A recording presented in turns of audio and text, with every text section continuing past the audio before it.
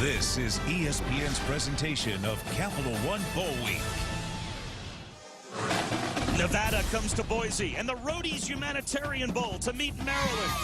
The Wolfpack are in their fourth straight bowl game. It's a record for their program. The Terrapins are in their third bowl in a row.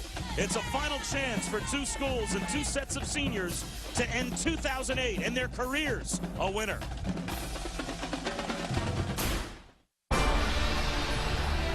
One game is all that remains. One last chance to leave this year a winner.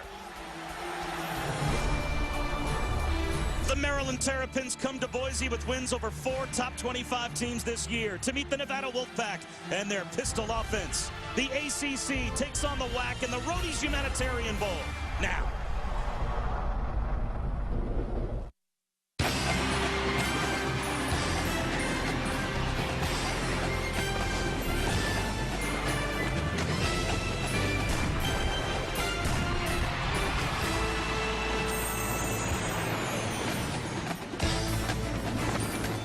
Welcome to beautiful Boise, Idaho, and Bronco Stadium. Capital One Bowl Week continues with the Roady's Humanitarian Bowl. It's Maryland coming out west to WAC country to meet the Nevada Wolfpack. The Terrapins, a very enigmatic team this season. They had losses to Middle Tennessee and Virginia, and also wins over 4 top 25 teams. The latest, a thriller toward the end of November. Obi Egakeza's 26-yard field goal with 1:42 left gave the Terps a 17-15 win over North Carolina. One of 4 upsets that Maryland was able to pull over ranked teams this season. And here come the Terrapins for their final game of 2008.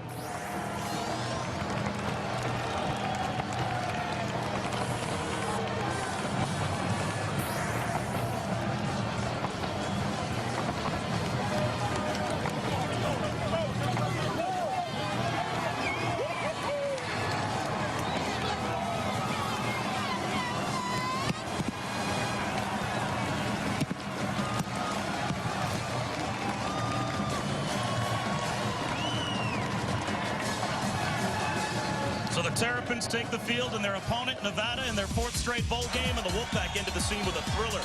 Down 31-14 in the 3rd quarter in their regular season finale, they roared back. Vitale's 22-yard touchdown run gave Chris Ault a 35-31 come-from-behind win as they would take out their team onto the field, looking for another win here in the Roady's Humanitarian Bowl.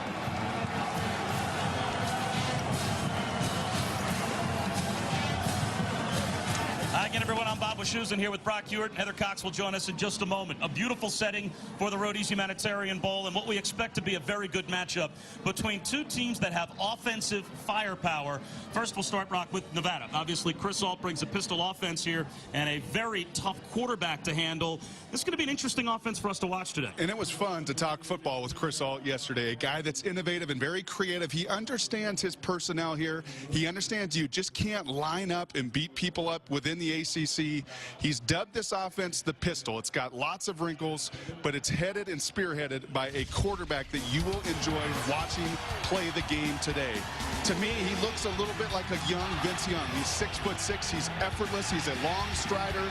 People underestimate his athleticism and his arm.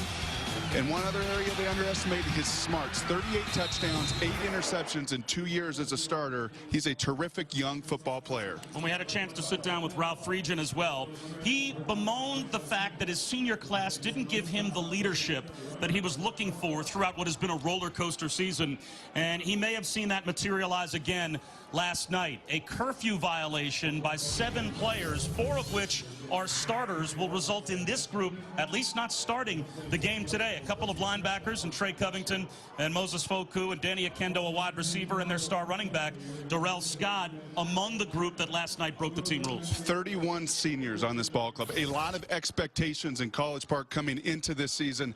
I think that speaks volumes to exactly what Ralph Friedgen said to us yesterday and some of the disappointment with the leadership on this football team. And it should be a good game nonetheless, and we'll see when those players are going to take the field. When we come back, we'll have the starting lineups, the kickoff, and we'll hear from Heather Cox as well. Return with us to Boise. I'm Kelly Reinhardt, president of Roady's Truck Stops, the largest chain of truck stops in the country, catering to the professional drivers and traveling motorists nationwide and today's title sponsor of the Roady's Humanitarian Bowl. We want to welcome you to beautiful Boise, Idaho, the city of trees. We're excited to bring you the ESPN broadcast of the Roady's Humanitarian Bowl, pitting the University of Maryland Terrapins and the Wolfpack from the University of Nevada. So join us for a great day of football on the blue turf here at Bronco Stadium. And from all of us at Roady's, Happy New Year and enjoy the game.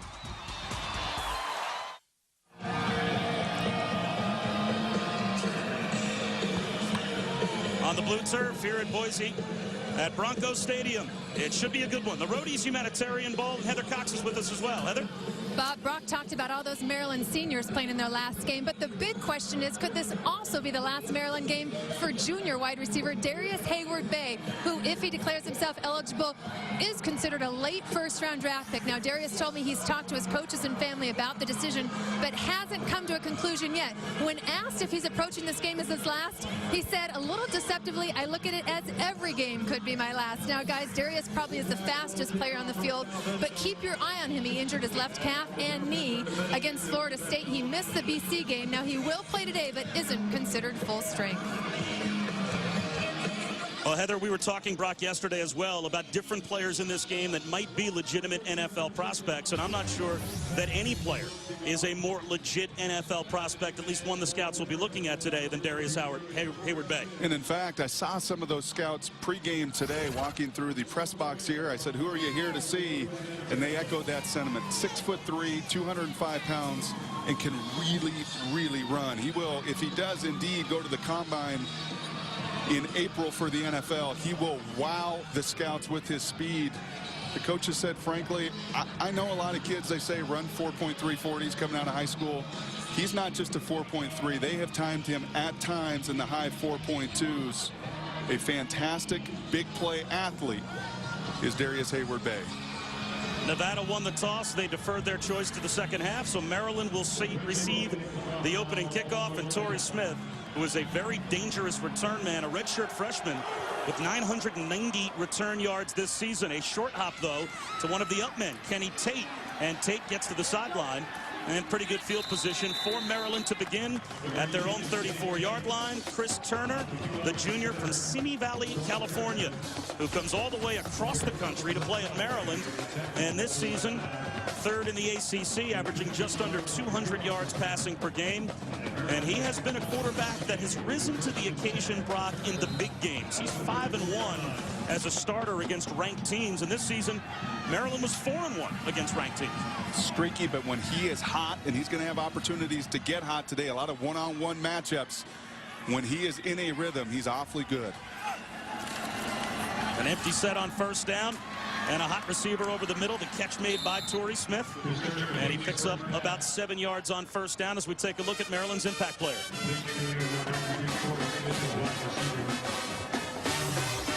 And it starts with who we talked about in that opening, Darius Hayward-Bay. Not only the 2,000 yards receiving this year, the third leading rusher over 200 yards on the ground. Jeremy Navarre, very strong, stout, 285-pound defensive end. Going to be tough to handle. And their punter, Travis Baltz, an all-ACC performer. Watch field position today, and he will play a big role in that. Play action on 2nd down and 3. Looking for the home run is Turner, down the sideline, incomplete, as he overthrew the redshirt freshman Torrey Smith. So it will now be 3rd down and 3.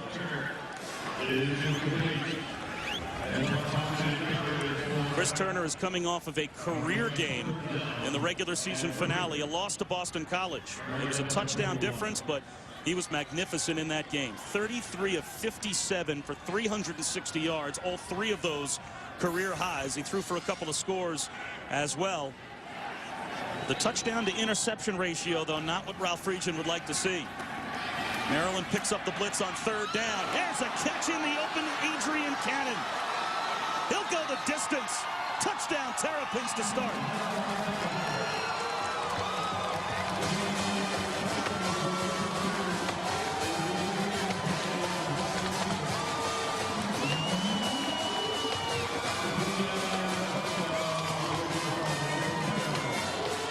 Chris Alt was very blunt with us yesterday, Bob, the Nevada head coach. He said, my biggest disappointment this year is the big plays we've given up defensively, and we continue to make the same errors. That time, Nigel Burton, defensive coordinator for Boise State, he dials up the corner blitz. He brings the corner from the boundary. Maryland picks it up. When you have that much time versus a corner blitz, you have one-on-one matchups. Too much speed, too much Maryland early in the first quarter. Egekeza misses the extra point. So Maryland with only a 6-0 lead. Let's go back to the touchdown. This is the 3rd reception of the season for Adrian Cannon, and it goes all the way. And there you do see that corner come off. Adrian Cannon, the guy that coaches told us was going to play a lot more today, a much bigger role. And Adrian Cannon, the redshirt sophomore there, does a nice job versus man-to-man coverage of working away from the coverage, using those hands to snatch the football. And as I said earlier, when you blitz, and especially when you bring corners and those secondary defenders and blitzes, it leaves a lot, in this case, of blue turf for those receivers to run. Adrian Cannon capitalizing early with a huge play for Maryland. We've already seen the Nevada defense betray Chris Ault. This is a team that comes into today averaging only allowing 74.5 yards rushing per game. That's 3rd best in the nation, but they average 321 yards allowed passing per game, last in Football Bowl subdivision play, or 1A play. So obviously they've been picked on through the air this season, and already 3 straight passes to start the game for Maryland and a touchdown. And it's the big plays, Bob. That has been the Achilles heel, really added up with those yardage numbers. Huge plays you've given up defensively. Out to the 24-yard line goes Khalid Wooten, or Brandon Fragger, pardon me. So pretty good field position for Nevada. Here, their impact player. And you're going to see the skill position guys a lot today. You won't see Dominic Green in the picture too much, but he will wear down Maryland. His nastiness, his aggressiveness sets the tempo for this offense. And on the other side, defensively, Kevin Bassett, he's 6'6", he's 240 pounds. He is a difference maker in the passing game. You see there, 10 sacks led the WAC. And Brett Jekyll, their kicker, will also act as their punter due to injury. He has been nothing but spectacular in his 4 years in Reno. Flags down on the first play from scrimmage for Nevada. Jeremy Navarre jumped into the backfield.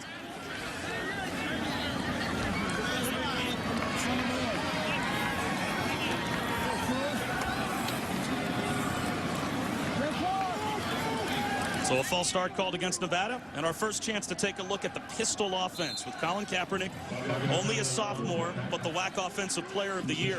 At quarterback, he had a magnificent season. Only the 5th player in NCAA history to pass for 2,000 yards and run for 1,000 yards in the same season. Itawa goes up the middle, not much there, maybe a yard. Travis Ivey brought him down. But Brock, what makes him so good running this particular offense? I think part of it is his size, but more than anything, it is his smarts, Bob. When you are a redshirt freshman and now a sophomore this year, you have that touchdown to interception ratio of 38-8. That tells you something about a football IQ. He sees the big picture. He sees what's going on defensively. Just a very bright kid coupled with tremendous athleticism. Kaepernick on a keeper, makes a move in the open field. Can he turn the corner? Nice job by the Maryland defense to string him out and only allow him to get about 4 yards. Dave Philistine cut him down, so it will be 3rd down and 10 as we take a look at Brock's Chalk Talk. For Maryland, we saw it right away on that first drive. You are going to get one-on-one opportunities today against Nevada. You must take advantage. They did early. You also have to get Nevada, as Ralph Friedgen said, off schedule. That means get them into these 3rd and long, these passing situations. Nevada, you've got to hold the line offensively. You must not get blown off the ball. On 3rd and 10, a short completion, at least 4 yards short of the first down to Mike McCoy. And the second point was eliminate those big plays defensively, and right away they were not able to do that. Right away they're off script on 3rd down, out of their comfort zone. Everything for Ralph Friedgen. Yes, he has players suspended for this game, but these first 2 drives, his team has come out offensively and defensively very sharp. Brett Jekyll not only is the place kicker, but also the punter. I think one thing to clear up here, Bob, the suspension for today, not just because of missed curfew last night, but some curfew issues throughout their time in Boise over the last 5 days. Tony Logan out to the 34-yard line on the punt return. So the Maryland Terrapins back to the offense. It took them 3 plays on their first drive to score a touchdown. The 3rd reception of the season for Adrian Cannon goes the distance. And in the Roady's Humanitarian Bowl, Maryland has the early lead. Our presentation of the 2008 Roady's Humanitarian Bowl is available on ESPN HD. Bob Wischusen alongside Brock Hewitt. Heather Cox is with us here as well in beautiful Boise. This is WAC country, although Nevada comfortable certainly to play in this stadium, but not comfortable at the start of today's game. A 6-0 lead for Maryland. Maryland back to the offense again without 2 of their starters. Darrell Scott, the sophomore star running back who was first team All-ACC, and Danny Akendo, one of their starting wide receivers, suspended for at least the start of today's game, along with 5 others for a curfew violation last night. This is Morgan Green, who lost a couple of yards, gang tackled in the backfield, so it'll be 2nd down and 12. And here again is the list of the group that broke curfew last night. Trey Covington and Moses Foku, a couple of linebackers that are also starters, along with Derek Drummond, Jamari McCullough, Antoine Perez. That group all missing at least the start of today's game, and Heather Cox is down on the Maryland sideline with more. Heather? And the biggest impact on Maryland's offense just might be their running back, Darrell Scott. Now, I've kept my eye on him. Doesn't look like he's coming in anytime soon. Hasn't had his helmet since the game started. Now, don't forget, he leads the Terps with 959 yards on the ground. Could be the first 1,000-yard rusher Maryland's had in 6 years, but might be late in the game before we see it. Right now, they've got the sophomore Morgan Green in at tailback, and here is Green out to the 36, picking up about 3. It will be 3rd down and long. Kevin Basped made the stop. And Brock, what does that do to a team when you have that type of distraction the night before the game, and then you find out from your coach that 7 of your teammates are at least suspended for the start of the game? They'll play, we don't know when. And not just, again, last night, but I think that was some of Ralph's demeanor with us yesterday. He was unhappy. He was a bit grumpy at times. He's had issues with what should be a veteran team. 31 seniors on this football team. You should not have those kind of problems when you go on the road in a game that's the final hurrah for those seniors. So very disappointing for Ralph and his staff. Here comes the blitz to the sideline. High and wide is Turner's throw. That time they brought Brandon Marshall off the edge, and he was able to rush Turner. So Nevada's defense does its job and gets a 3-and-out. Curious call there. Nigel Burton, defensive coordinator, comes back with the blitz. On the first 3rd down, he brought the corner. It kind of bit them in the back with the big play. That time, again, he dials up a 3rd down blitz, puts some pressure on Chris Turner. The one-on-one throw goes high. Balls with a wobbly kick. Antoine Thompson waves his teammates away from the ball, and it rolls down to about the 17-yard line where it's touched up. And Capital One Bowl Week continues tomorrow on ESPN with a triple header. First at noon Eastern, Houston takes on Air Force in the Bell Helicopter Armed Forces Bowl. That's followed at 3:30 Eastern by the Gaylord Hotels Music City Bowl. Mark Herzlich anchors a BC defense. They take on Vanderbilt. And then at 7:30 Eastern. This is a great matchup. Very interesting. Number 14, Georgia Tech. One of the great stories this year in college football. We'll try and take on an LSU team that's undefeated in bowl games under Les Miles in the Chick-fil-A Bowl. Capital One Bowl Week on ESPN. A triple header tomorrow. Kaepernick throwing on the run. To the sideline, has a man and a 1st down. Mike McCoy makes the catch out to the 34-yard line.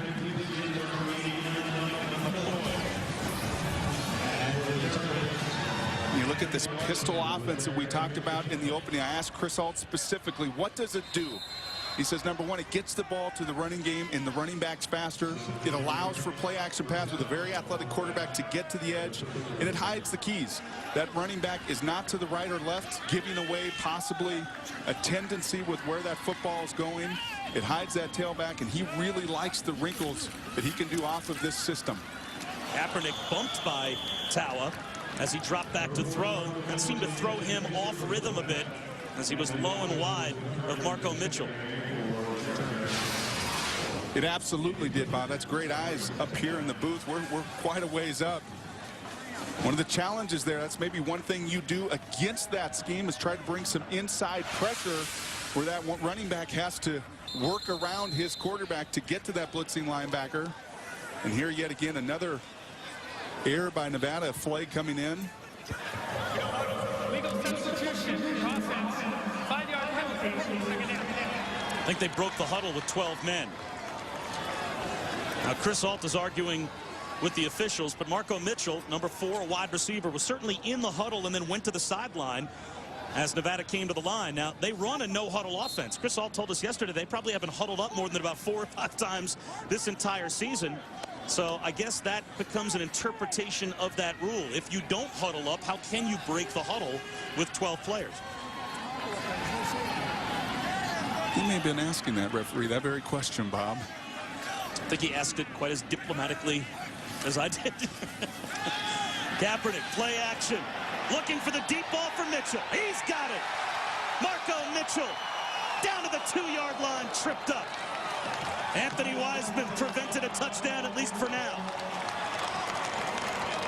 We're going to see a lot of Colin Kaepernick's legs today. He's rushed for over 1,000 yards this football season, 16 touchdowns.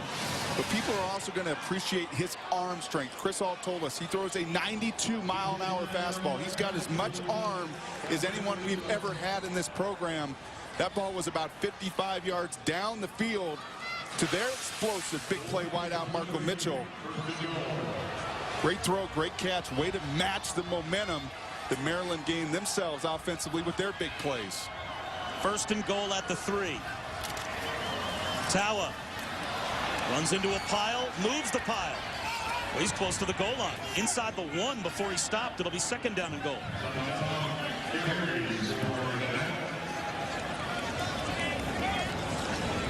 Told you Kaepernick rushed for over 1,000 yards. Vitawa rushed for over 1,400 yards. The first time in this program's history, a program that's been prolific in the passing game for many, many years under Chris Ault. First time in program history to have 2 guys break that 1,000-yard barrier.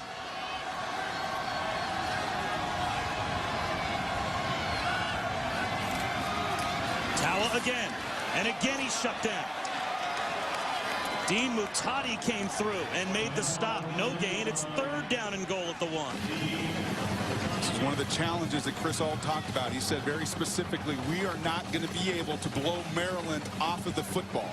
I hope to hold our own up front, let some of our athleticism on our quarterback make some plays.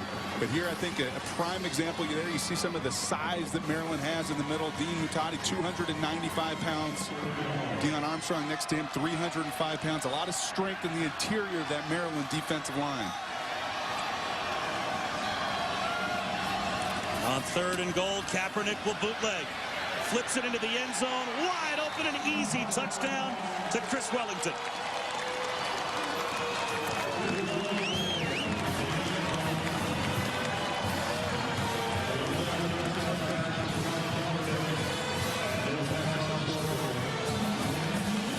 Colin Kaepernick now with 20 touchdown passes against only 5 interceptions this season. Been very good in the play action game. Again, you will see that today. Does a nice job of hiding the ball. One of the strengths within this pistol system is that play action pass. Awfully difficult at the 1-yard line at times to stop that. That on the board, and this time they make the PAT. That's the 59th consecutive point after made this year by Brett Jekyll. Chris Ault's pistol offense gets the job done. Colin Kaepernick this season has now run for 16 scores and thrown for 20, and Nevada's got the lead. Touchdowns. Maryland misses the point after, so they trail by a point. So we're just shy of the midway point of the 1st quarter. It has been 2 drives that have featured big plays.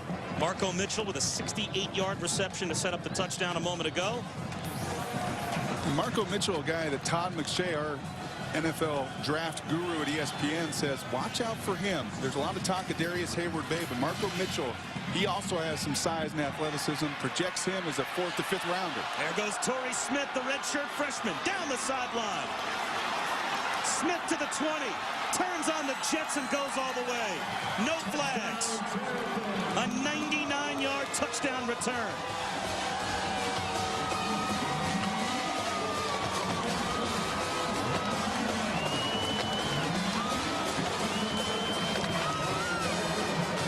Well, Torrey Smith has done that this season, Bob. He owns Maryland's career or season record in kickoff returns, nearly 1,000 yards. He's breaking that 1,000-yard barrier with that 100-yard return.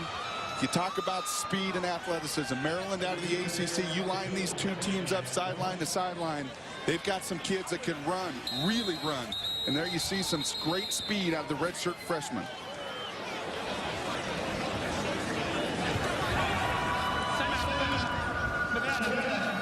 First charge timeout. So Nevada calls a timeout on the point after attempt. Torrey Smith not only has already set a single-season school record for kickoff returns in a season, but that return set the ACC single-season record for most yards ever in one season for a kickoff return man, and it gives the Terps the lead.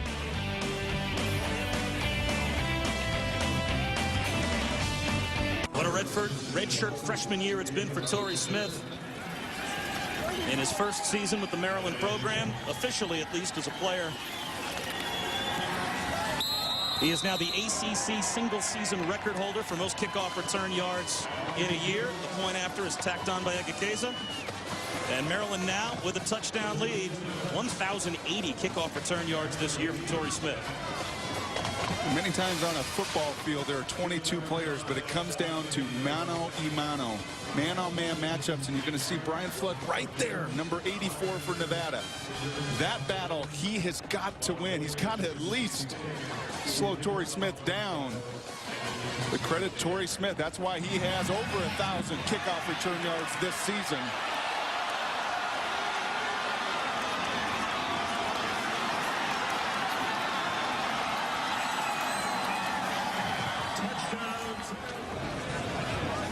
And obviously Chris Ault frustrated, but Torrey Smith, a great story. Maryland week 1 this season, not only 31 seniors on this roster, but 17 of those seniors started week 1. Week 12, 10 seniors started. And one of those that overtook a senior and a very capable receiver was Torrey Smith. They just felt like his athleticism and his playmaking ability, they needed to get on the field, even as a redshirt freshman, and some of the growth and some of the errors he was going to make. Wow. I'm not sure if that was a purposeful onside kick. It didn't work. Inside the 10, down to the 9-yard line goes Andy McIntosh. You think Egekeza tried a surprise onside kick? It almost looked like he tried to kick it deep and missed.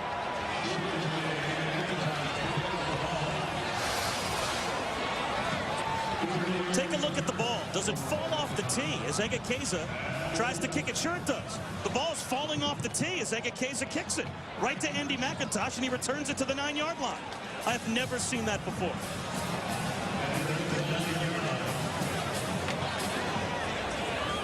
Wow. Boy, does special teams make a difference? Egekeza has missed a point after. Maryland has scored a touchdown with a kickoff return. And now a fluke play on special teams gives the ball to Nevada at the 9-yard line. And in that case, I'm surprised a bit that the kicker would not have recognized that ball move. He's zeroing in on that ball like a golf ball. If that ball, your ball is moving in your golf swing, you're going to step back from it. Obi there does not step back. Critical error. Kaepernick keeps it himself and goes nowhere. No gain on first down. Now, if he would have stepped back from that football, it gets blown off the tee. They're not going to call a flag. They'll re-tee it. They may have someone put a finger on that ball to hold. But wow, what big plays in the special teams game early. And speaking of special teams, Maryland lost their special teams coach over this break. He left to go to Clemson. You have a GA in Brian White that Ralph Friedgen said will have a lot of pressure on him tomorrow, making a lot of calls, handling substitutions. Big errors thus far early in the special teams game for Maryland. Kaepernick looks to throw. Back of the end zone. Intercepted. Picked off by Kenny T.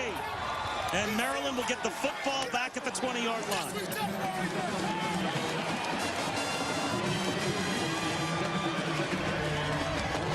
And you see some frustration there out of Colin Kaepernick. Plenty of time. That pistol, one of the advantages Chris Ault said is it gets his quarterback out on the edge in the play-action game that much quicker. And here you're going to see Colin Kaepernick has plenty of time. He gets outside of that box very well and scans the field. But anytime you're that late over the middle of the field, you lose your sense of vision. I think there Colin would obviously want that one back. His fundamentals fell apart as he's lunging through that throw. When there's that blue turf in front of him, he's got to use those legs he has and put some pressure on Maryland with his feet.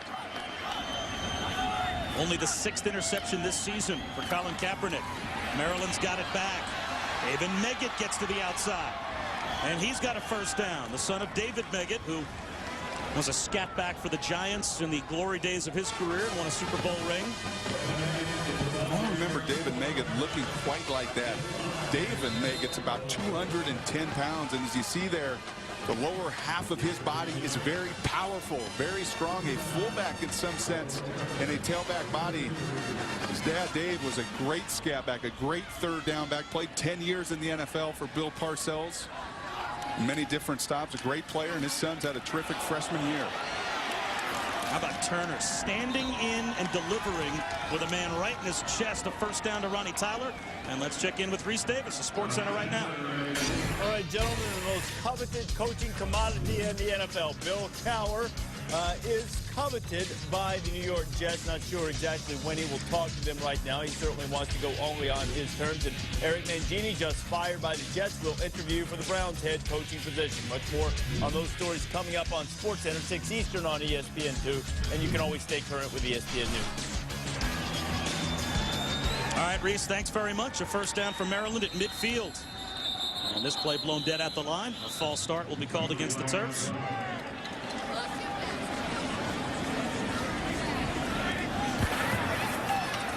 False start. Number 84. Offense. 5 yards. First down.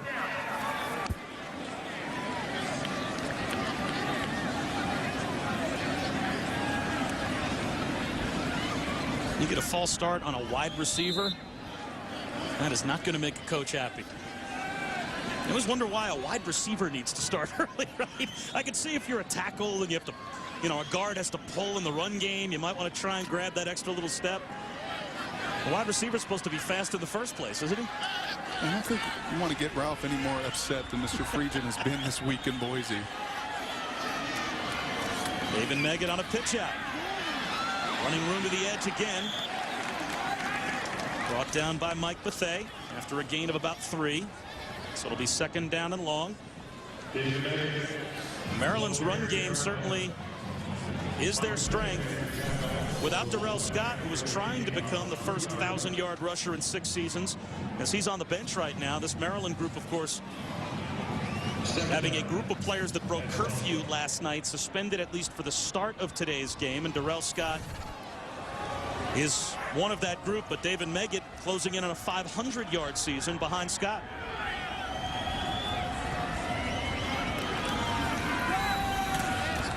Turner to the outside, breaking a tackle is Williams, and then pays for it.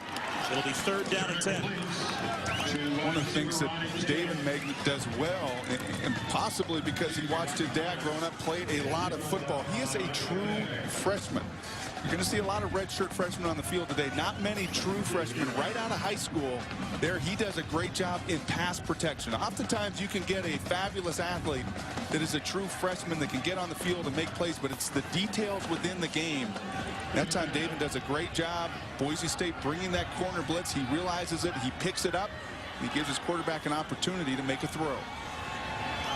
Darius Hayward-Bay, the big weapon at the bottom of your screen. He's been quiet so far, and this ball tipped by the linebacker, Jerome Johnson. So Maryland will have to punt from midfield. Good protection that time for Chris Turner. You see the eyes there, the middle linebacker, Jerome Johnson, a terrific athlete. His brother, you're going to see him tonight in the Pacific Light Holiday Bowl, Jeremiah Johnson, a very talented running back at Oregon. Jerome gifted himself, does a nice job with his eyes, reading the play, knocking it down on third down. Great punt by Baltz. Kills it inside the 5-yard line, and Maryland does keep it out of the end zone. Nevada will have to start from inside their own 4. Andrew Schmidt all the way downfield after the long snapper delivers the ball to the punter. How about the long snapper getting downfield and downing it, keeping it out of the end zone? Look at 31 hustling downfield. One of our impact players today was that punter. Ooh, that's awfully close there. Did that ball break any part of the plane? With that goal line, I don't know if you're going to see it here, but Travis Baltz has had a terrific sophomore year for Maryland. You can't see from there. You hear some of the faithful for Nevada. They felt like that ball crossed the goal line. Take a look here. They will go to review. The replay booth just buzzed the officials on the field to let them know that they need to take a look at it. And it did look at the tail end of the ball rolling forward right there as if the nose of the ball is resting on the goal line, doesn't it? Yeah, that has to come out to the 20-yard line. Great effort by everybody, and Travis Baltz just a true sophomore for Maryland. I found it striking, Bob, that Maryland in the ACC, you think of Colorado, you think of some of the environments in Denver where a kicker and punter has some advantage in the thin air. How about Maryland? 7 of the last 8 years, their punter has been first team all ACC. Travis carrying on that tradition as the all ACC performer. You just have a sense that special teams game, we've seen it early, you see it a lot of times in bowl games. Special teams will play an integral role in this contest today.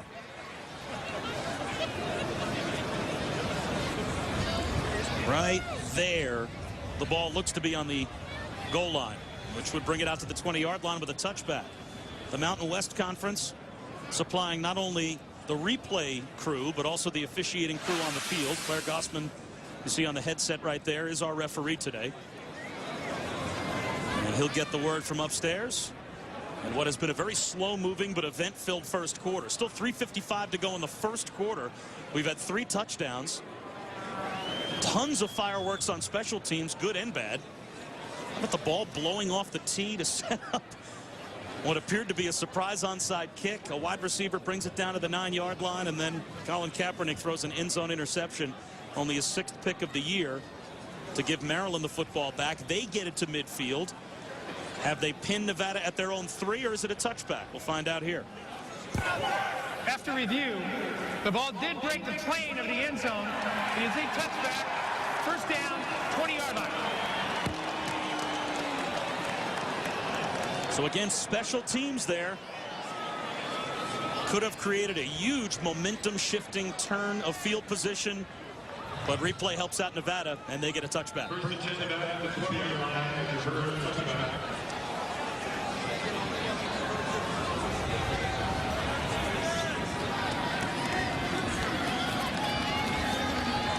So Kaepernick, a pick on his last possession, now starts at his own 20, trailing by 6. Wants to keep it himself. Nothing there. What a good job this defensive front has done so far for Maryland. Jeremy Navarre and Olabemi Odolaja combine on the stop. What a nice play there by Jeremy Navarre. He's a little unique for a college football end at 285 pounds. And you see the strength there on the edge, just too much strength, pushing those offensive linemen for Nevada in the backfield. Giving Colin Kaepernick no lane to run. A very big physical kid at that end position. They set up a middle screen to Art King Jr. He's got a first down out to the 35.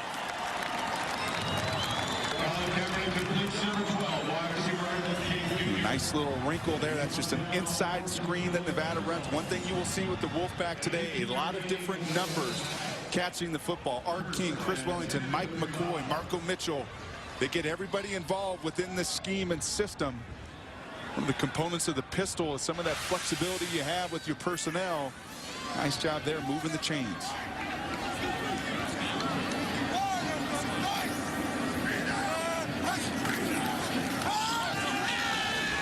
Kaepernick fires one to the sideline, knocked away from Marco Mitchell, and a late flag comes in.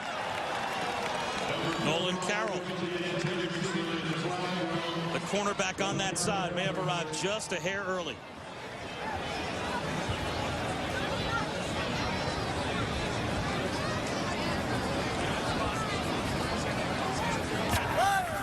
Pass interference, defense, number 14, spot foul, automatic first down. Pretty obvious here. Too much contact on Marco Mitchell. He's going to run a little out route comeback. And that he just can't hold on to that arm. Marco's obviously doing his part. He's pushing off as well. But the cornerback getting picked on there. Let go of that body at some point. That's too easy a call for that referee. Another play action fake by Kaepernick. Goes to the same place. This time makes a connection with Mike McCoy. Another first down for Nevada. That's a little better timing within that play. We talked about that end zone breaking down. There was too much time for Colin Kaepernick to think there that with the play action pass again gets outside of the pocket really quickly, delivers that comeback on time, and continues to have the balance Nevada does in possessing the ball and moving these chains.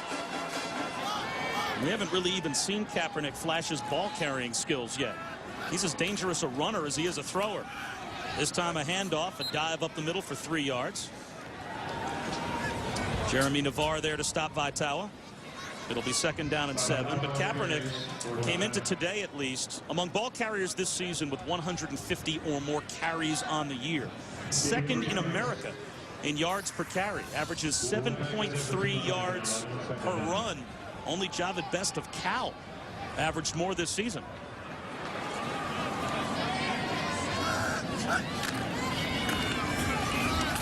Again, the give up the middle, and again, Tala is stuffed at the line. Dave Philistine made the stop. It'll be 3rd down and long. It's one of the opportunities there where Colin's going to read. He's going to read the activity that's going on within the middle of that line. I think he had an opportunity there to tuck this ball back in and keep it himself.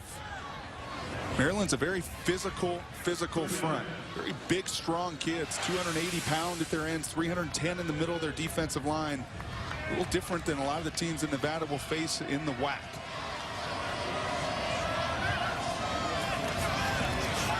Kaepernick well protected on 3rd and 8. Tucks it under and tries to run for it. He's got a first down all the way down to the 16-yard line.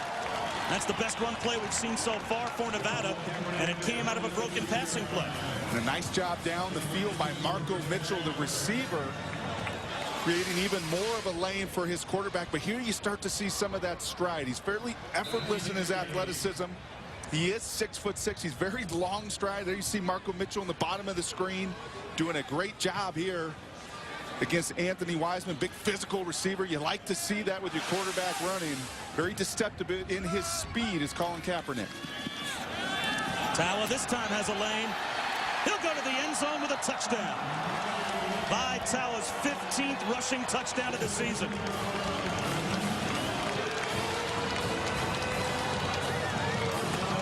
One of our impact players earlier, Bob, was their center, Dominic Green, a 3-time All-WAC performer.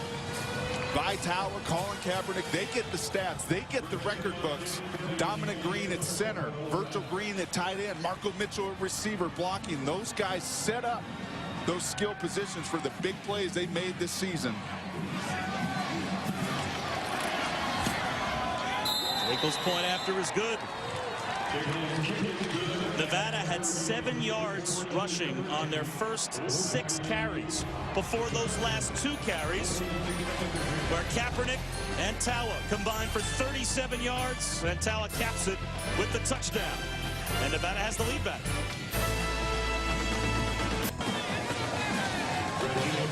One point separates Nevada and Maryland as we're inside of the final minute of the first quarter of the Roady's Humanitarian Bowl here in Boise. And Brock, a rushing touchdown, an impressive back-to-back pair of runs for a Nevada Wolfpack team that is number 2 in America running the football. And the kickoff, a squibber that's brought out to the 43-yard line by Dan Gronkowski, the tight end for Maryland. A fine job by their center, Dominic Green, a 3-time All-League performer. Watch the athleticism out of the big fella here. Sometimes they get on linebackers. They really love to get on safeties because they often knock those little guys to the ground. Watch the vision here in the eyes.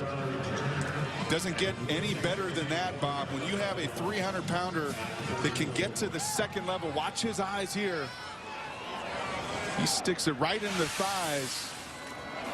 That's an easy touchdown for Vitala. A 3-yard carry from Morgan Green. Mundre Clifton and Nate Aguiaba combined on the stop for Nevada. Nevada's rushing game, as we said, their first 6 carries, a little over a yard per carry. The last couple of carries, nearly 40 yards and a touchdown at the back end. And it helps to have the balance within the passing game. There are systems, and this is one of them, where at times the pass will set up the run. When they can get those guys off of their heels defensively, and they did that, completing a few passes, that opens up those run lanes, get those linemen to the second level. And that will take us to the end of the first quarter. And a wild first quarter it was.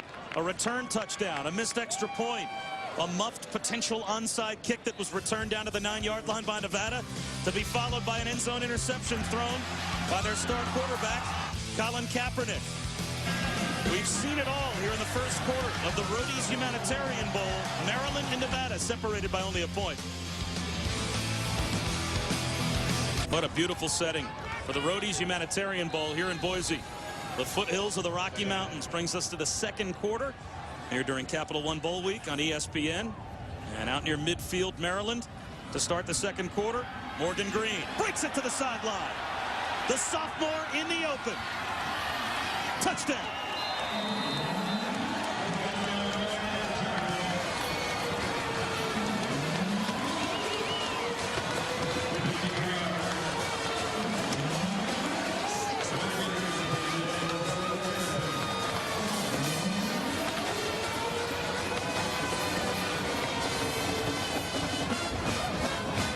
Already our 4th lead change in the first 15 minutes and 10 seconds of the Roady's Humanitarian Bowl. We saw 27 points, 270 yards of total offense, 182 return yards in the first quarter alone. We start the second quarter with a long touchdown run by Morgan Green.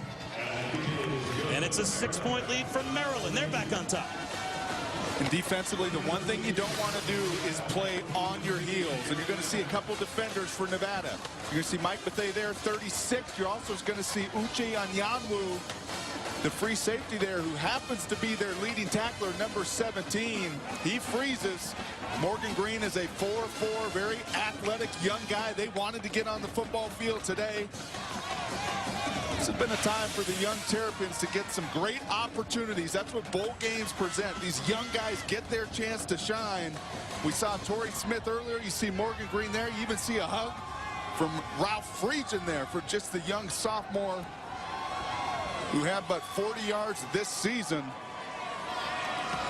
They had more than that on that run alone. We've had 3 touchdowns by Maryland, Brock, and all 3 have been 50-plus yard touchdown plays. That 53-yard run, they had a 59-yard touchdown pass from Chris Turner to Adrian Cannon on their first possession of the game, and toss in a 99-yard kickoff return by the redshirt freshman Torrey Smith that has been explosion plays for a Maryland offense. And you saw Darrell Scott, first team all-ACC running back, who was suspended at least for the start of today's game and has yet to play. Part of a 7-player group that broke curfew last night. So they haven't missed some of their weapons, as Friedgen brings it out to about the 18-yard line.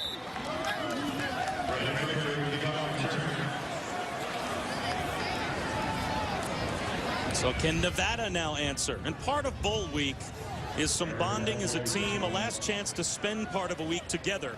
And that's what Nevada did here in Boise this week. They took a field trip up to Bogus Base and Ski Hill, spent the afternoon not only tubing, but also, as players and teammates are wont to do, pelting each other with snowballs. We were talking with Ralph Friedgen about what Maryland did. I guess they went bowling as a team. Offense took on defense. We asked Ralph Friedgen, what about tubing? And he apparently didn't think that him in a snow tube flying down the side of a hill was such a great idea. Kaepernick sidearms one, a long throw to the sideline, and he's got a first down to Chris Wellington. You see a little bit of the game plan here for Maryland. They're taking a page out of Nevada's scheme, and that is committing a lot of people around the line of scrimmage, daring Colin Kaepernick and his receivers within their one-on-one opportunities to win. Not great precision at times with the anticipation, but Chris Alt will take it. Not always pretty, but Colin Kaepernick very effective within the passing game.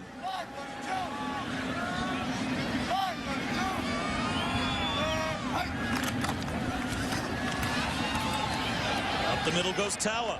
Strong run for about 8 yards. Jeremy Navarre brought him down. And what about Navarre? Number 40 in white you see as an NFL prospect. He was another that I think Todd McShay, one of our NFL draft gurus on ESPN and ESPN.com, mentioned, didn't he, as a potential, maybe even a borderline first-day pick? Well, he's a guy that's played a lot of football. This is his 50th game, his 48th start, and some versatility within his game, playing defensive tackle, defensive end. He's a guy that's going to have to go and show that he can run well enough to be that force, but just a very gifted and gritty college football player. Kaepernick with a nice play-action fake, wide open on the sideline is McCoy. He's got a first down at the 45-yard line of the Terrapins. Let's take a look at what Todd McShay projects the Maryland Terrapins might send into the April NFL draft. Not only Dan Gronkowski, the tight end, Darius Hayward-Bay, a player that might get taken in the first round. Edwin Williams, also a very strong center. And the kid that's also played a lot of football. Edwin making his 39th start, and all two-time ACC performer. A bullet pass incomplete. That may have hit the helmet of McCoy. It'll be second down at 10. Alex Wojak was there in coverage. And there's one thing that jumps out at you with Chris Alton, what he was saying about Colin and his development and where he's going to get to be.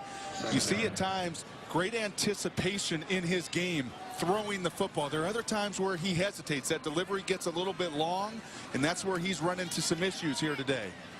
There's a prime example of him hitting that back foot and letting that football go. And that's an example of the fastball he can throw behind 92 miles per hour. He's been clocked throwing that football. So velocity not the issue. Some of the precision within the timing and the anticipation. And here's a good look at it here. He's going to catch the ball. You see the ball stays up. It doesn't drop down. Nice tight spiral. That's everything you want fundamentally. But watch his fundamentals at times today. When he's deliberate and that ball drops down, he loses some of that precision. Here comes the blitz on 3rd and 4. Kaepernick with some happy feet in the pocket keeps the play alive with a stiff arm. And that pass is incomplete. Well, he did everything he could to try and keep the play alive. Adrian Moten eventually was shoving him out of bounds with Philistine there as well. And it's going to be fun to watch him over the next 2 years develop even further as he adds even more strength. 6'6", the hand warmer gets yanked off the hips. 6'6", long arms, tough kid. Does the stiff arm there to buy himself more time. To see his production at this point, Bob, to be one of 5 players in the history of college football, to throw for 2,000 yards and rush for 1,000 in the season, and to know that he's got 2 more years of football with Chris Ault ahead of him. Keep a close eye and watch where this kid is in 2 years. Jekyll kills it inside the 10. And Nevada will down it at the Maryland 7-yard line. Back to the offense goes Maryland when we come back. It's been a quiet start to today's game for Darius Hayward-Bay, a potential first-round NFL draft choice at wide receiver. He'll be on the fields at the Roady's Humanitarian Bowl when we come back. Capital One Bowl Week is all about beach weather, right? We could be in California or Arizona. These guys obviously think they are. No? We're in Boise, Idaho for the Roady's Humanitarian Bowl. Bob Schusen here with Brock Ewert, standing next to a man who was wearing a tie that could only be deemed a fashion risk. And I'm proud that you took the risk. You're a bold man. And I'm proud that after 14 weeks of working together, that we've gotten to this point, that we're comfortable enough with each other, that you can make fun of my tie that my grandmother gave me. I don't appreciate that. There's no way your grandmother gave you that tie. 1st and 10 inside the 5-yard line. And trying to stretch it wide, David Meggett. And he's run out at the 10-yard line from Maryland. Well, we have seen everything that you could hope to see through the first quarter plus of this Roady's Humanitarian Bowl. Big plays on special teams and explosion plays on offense. And great to see young guys getting their chance. I think that's what jumps out in this first quarter. The coaches told us you're going to see some people playing that may not be on the stat sheets and have not been very prominent, played prominent roles this season. And you see them get their opportunities in some ways because of suspensions, but they're making the most of it. And that's what I love to see about these bowl games. David Meggett, a freshman, one of 4 true freshmen to play this season for Maryland, getting the start today at tailback. sharing time with a sophomore, Morgan Green, because Ralph Friedgen had 7 players, 4 of which were starters, 2 on offense, 2 on defense, and most notably, Darrell Scott, their star tailback, first team All-ACC this year, that broke curfew last night. And apparently that was one of multiple, at least mild rules violations that led him to suspend those 7 players. We haven't seen any of the 7 yet. We were told they would play at some point, but right now they're doing it on offense without their star tailback. And we were wondering why Ralph was a little grumpy yesterday in our production meeting. Yes, the elevator was not working, and he had to walk down 12 flights of stairs to the room. But it's obvious he's frustrated with this football team, with the veterans on this team. He's even giving these younger guys more opportunities, and they're capitalizing today. Turner fires one over the middle, and Darius Hayward-Bay makes his first big reception of the afternoon. Good for a first down, and a key 3rd down conversion from deep in Maryland's own end. One thing that jumps out right now, Nevada's got 2 very good defensive ends. In fact, 19.5 sacks out of their 2 defensive ends, Baspet and Dante Moak. And today, when they're rushing 4 people, Maryland up front is handling that pressure, giving Chris Turner plenty of time. And you give Chris Turner room and you let him get hot, he can be very dangerous. Play action again for Turner. Well protected, and he finds Hayward-Bay, another first down. So Darius Hayward-Bay quiet to this point, now back-to-back catches, getting Maryland to midfield. And that was a prime example of that cushion that I talk about between quarterback and offensive line. They do a fabulous job of giving Chris Turner time. There you see some of the timing within the system. I'd like to see Darius Hayward-Bay there just explode across the field, but he raises his arms. He's wondering why that ball wasn't thrown to him a little bit earlier. Darius, you just keep running. You're going to get your opportunities. You're going to get one-on-one matchups to make plays today.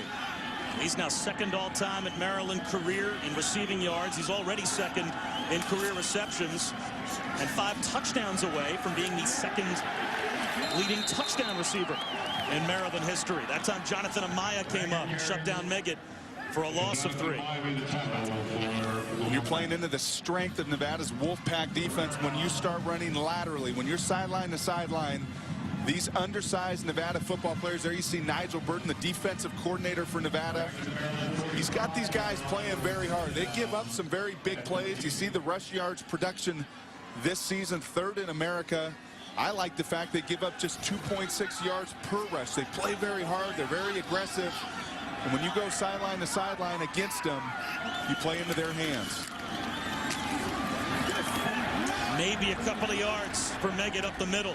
Ran right into Jerome Johnson, the senior middle linebacker, who's so important, isn't he, brought to that Nevada defense, considering all of the youth he has around him on the edge, not only at outside linebacker, but also both cornerbacks very inexperienced. Yeah, redshirt freshman at Sam, redshirt freshman at the weak side linebacker, true freshman at corner, redshirt sophomores at defensive end.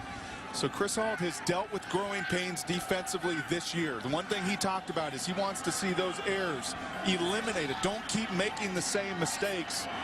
He'd like nothing more in this as this game progresses to limit some of these big plays they've been giving up. There the young guys do a fabulous job of reading the screen. Turner has to throw it away on 3rd and 12, but after the play, a late flag comes out. A couple of flags thrown on the Nevada sideline.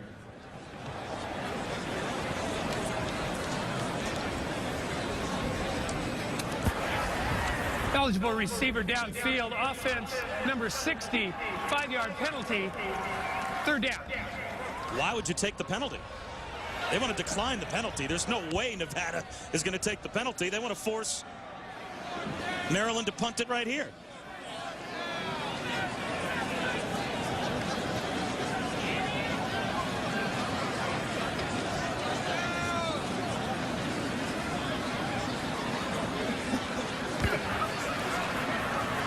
Correction, the penalty was declined. 4th down, previous spot. So here comes the punting unit for Ralph Friedgen. That time, James Franklin, Ralph Friedgen has handed over the play calling duties this season. He brought in an offensive coordinator that's familiar with Maryland, spent some time here as a receiver coach, and that is James Franklin. That time, James Franklin was anticipating blitz. Nevada's brought a lot of pressure on 3rd down. You run that screen pass, anticipating blitz in the big play. Nevada just plays basic zone defense, and they win on 3rd down. Travis Baltz this season coming into today, 53 punts, 36 killed inside the 20. And that one he forces Antoine Thompson into a fair catch at the 19-yard line. Maryland up by 6. All right, Reese, thanks very much. Well, there is a name in the world of coaching as we bring you back to the Roady's Humanitarian Bowl in Boise, that if Mike Shanahan is interested in coaching a team next season, Brock, he will be on the street for about 5 minutes. Be careful what you wish for. And if there were Bronco fans that wanted Mike Shanahan out, let's see if someone comes in and gives you another 10 years to 15 years that are nearly as good as the last 10 to 15 years Mike Shanahan gave your team. Kaepernick has to throw this one away. Vitala is the star running back this season for Nevada, but he has gotten an opportunity because this is a team that is without Luke Lippincott. He was their senior star running back. He led the WAC in rushing last season. Missed this past year basically all of it because he was injured against Texas Tech. He also missed all of 2005. So Nevada is going to petition the NCAA for a 6th year of eligibility to try and bring Luke Lippincott back next year. And they're optimistic that they're going to get it. They've already been told by the WAC that it looks good.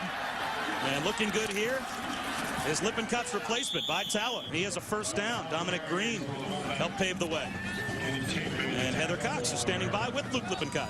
Bob, thanks so much. Luke, Coach Alt told us that a day after you tore your ACL, he came to visit you, and he said, how you doing? He said, I'm fine, Coach. I will be ready for that Notre Dame, the first game of next season. To do that, you'd have to get that 6th year. How is that progressing?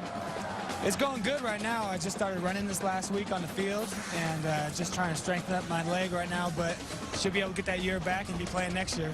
And during this week of the Humanitarian Bowl, you received a humanitarian award for your attitude, really amidst adversity. Just how difficult has this year been for you? You know, it's been a tough year, just going through things with football and with my family, but you know, I just thank the Lord that I'm out here still being on with the team, and that I might get my year back next year, and I'm excited to be playing with Vi next year. He's doing a great job, and you know, I just want to get this ring today and then be ready to start on the 1st, training for next year. Now, without you, you guys have 64 yards rushing, kind of uncharacteristic for you. What have you been able to tell Vi and the rest of the team to get this offense going today?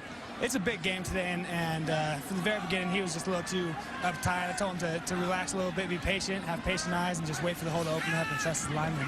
Luke, we appreciate your time and a speedy recovery to you. All right, Heather, thanks very much. No recovery there as Dave Philistine was able to bring down Colin Kaepernick for the sack, a loss of a couple of yards. And here you see a pressure from Maryland. They bring their 2 linebackers. And another story worth noting, Al Simonson, the defensive coordinator for Maryland, is replacing Chris Kosh. Their defensive coordinator the last few seasons has left to work on Snyder's staff at Kansas State. Al Simonson elevated from linebacker coach to defensive coordinator there. He's dialing up his linebacker blitzes, and they get home to create 3rd down. 3rd and 12. Kaepernick under pressure again, somehow escapes, and finally goes down. Can't escape Alex Wojak. Another sack at the 24-yard line.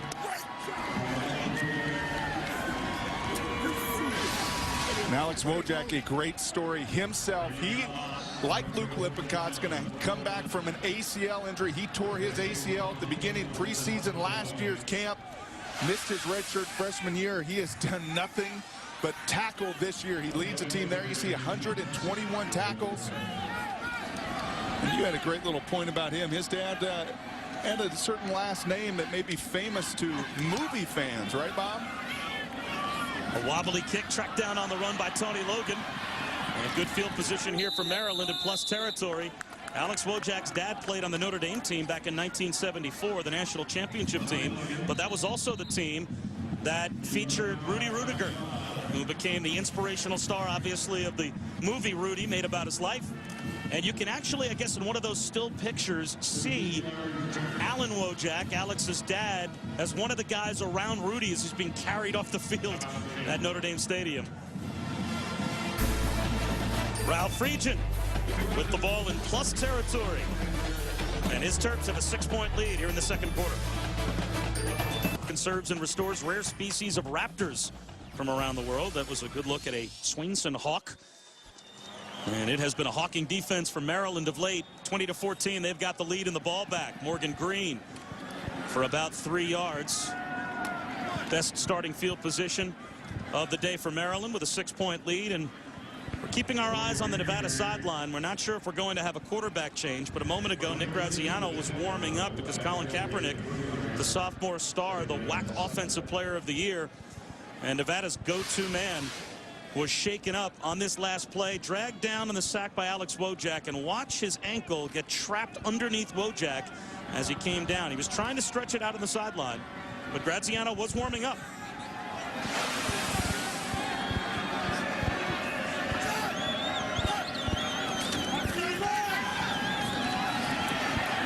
Somehow escaping the sack is Turner, and he's able to throw it away.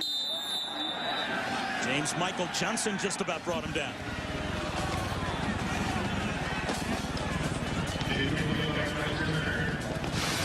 Again, this a moment ago, Kaepernick trying to walk it off on the sideline. And Brock Ewer, that has to look at least somewhat painfully familiar to you. See, I'm surprised they're not taping that ankle up if indeed that's the issue there. It's a long-legged guy, and Maryland's done a fine job today of containing him and not letting him get started. Just the one burst and explosive play. They wanted to take some shots on his legs. That's what Al Simonson, the defensive coordinator, said. With a kid that long and lanky, we're going to take some body blows. We want to get to his legs. Alex Wojak did, and we'll see if we can get Colin Kaepernick to return to this football game. Full start. There's 61 offense, 5-yard penalty, 3rd down. Spoken like a true linebacker coach, right? I just want to get body blows on the quarterback. I just want to take his legs out and make me nervous across the table. 3rd and 7 becomes 3rd and 12 now for Maryland. This is a big chance for the Nevada defense to take a drive that begins in plus territory and force a punt. Can the Wolfpack get off the field here? Here comes the blitz. Turner steps up, delivers a strike, and it's dropped right into the hands of Dan Gronkowski, the tight end. And he drops the ball.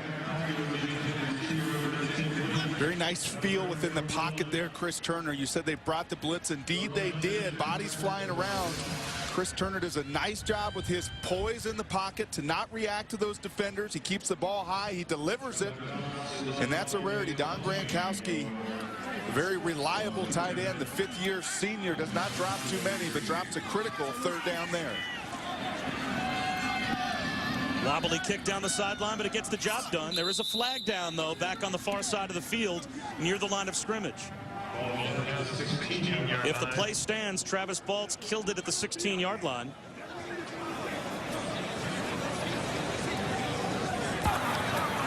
Disregard the flag. There is no foul for illegal substitution. There were only 10 players at the time of the substitution. So it will be 1st and 10 for Nevada at their own 16-yard line. And now we take a look at their sideline, and it looks like Colin Kaepernick is buckling up the chin strap, and he's going to give it a go.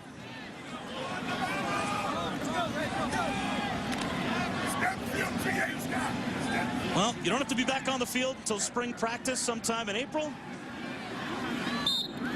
So he will trot it off with Nevada down by 6 here in the Roady's Humanitarian Bowl inside of the last 5 minutes of the first half.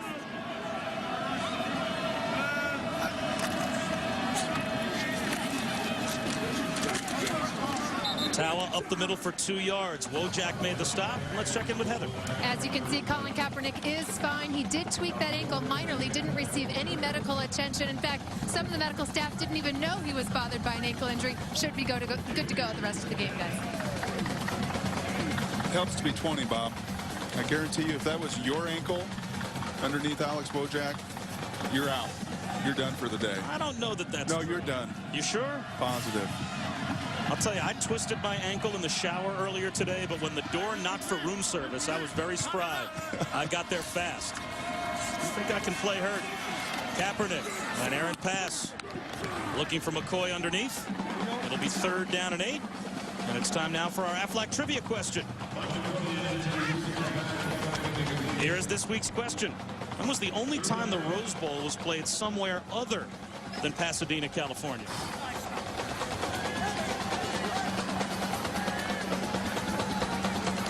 Brock Ewart is pondering.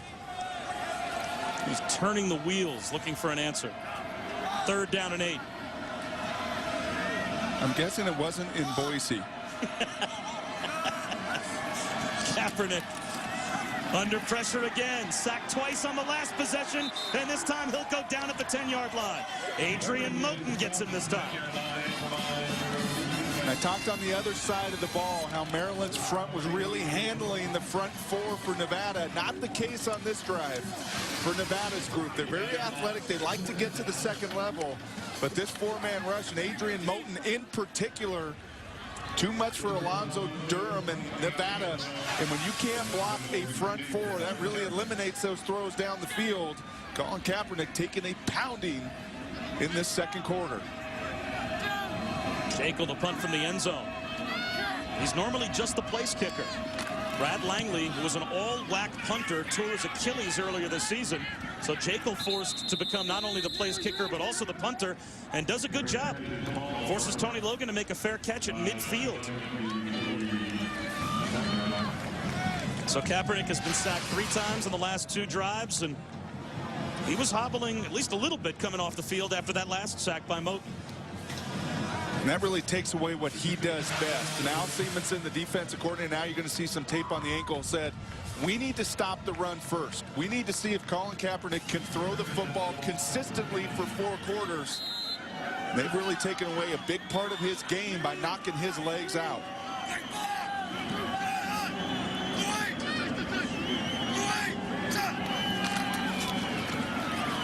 Up the middle goes Morgan Green. This is a big drive, I think, Bob, with just under 3 minutes to go in this first half. This is the second time now that Maryland's got the ball in plus field position. They were not able to capitalize because of the drop pass on 3rd down. But now you have an opportunity going into halftime where you've controlled physically Nevada and Nevada's offense. Now you've got to capitalize on this great field position you've received now a second time.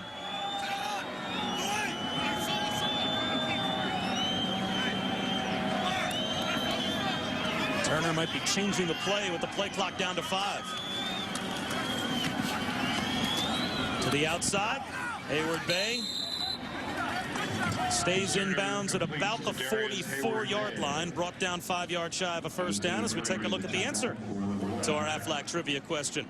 The last time the Rose Bowl was played somewhere other than Pasadena, California? I'm going to say it stays in California. At Duke Stadium that's right. Durham, North Carolina. Well, who could forget when Oregon State played Duke in 1942? Bruce Clark and Bruce Troy, our producing and directing pair, were runners that day. And who could forget when they were standing on the sideline to take that picture? High and wide of Torrey Smith, the pass from Turner.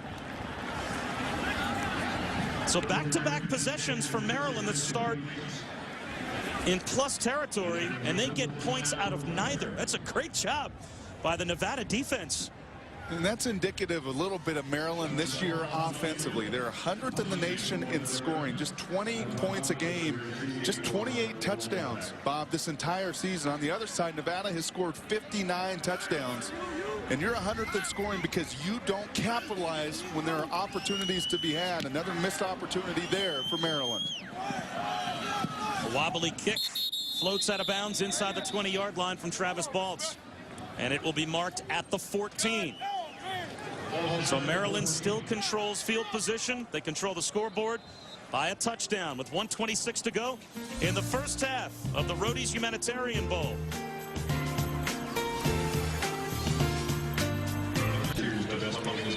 We'd like you to help decide the Pontiac game-changing performance of the year. You can vote at ESPN.com, search Pontiac, and determine which school will win the $100,000 General Scholarship Fund contribution, courtesy of Pontiac. And here are your choices. Buffalo's touchdown pass on the last play against Temple. Texas Tech with the game-winning touchdown pass. If this is not 95% for that second one, I'm going to be very disappointed in ESPN Nation out there. Oh, I'm voting Buffalo. You think Crabtree? Really? Wow. Bold. Tawa. Not much there. Maybe a yard. Big stories coming up on our halftime report. The biggest of which certainly that Mike Shanahan is now out of a job. Deep ball thrown to the sideline, bobbled and incomplete. Kaepernick tried to squeeze it into Arthur King.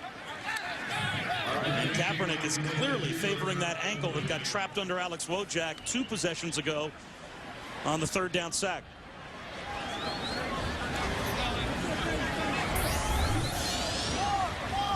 Always a tough Monday, though, isn't it, Brock, in the NFL? The day after the regular season ends. We see Mike Shanahan a couple of days later now out of a job. But Eric Mangini fired by the Jets. Romeo Crennel let go by the Browns, as expected, I guess. Mike Holmgren is going to take a year off, but he left Seattle.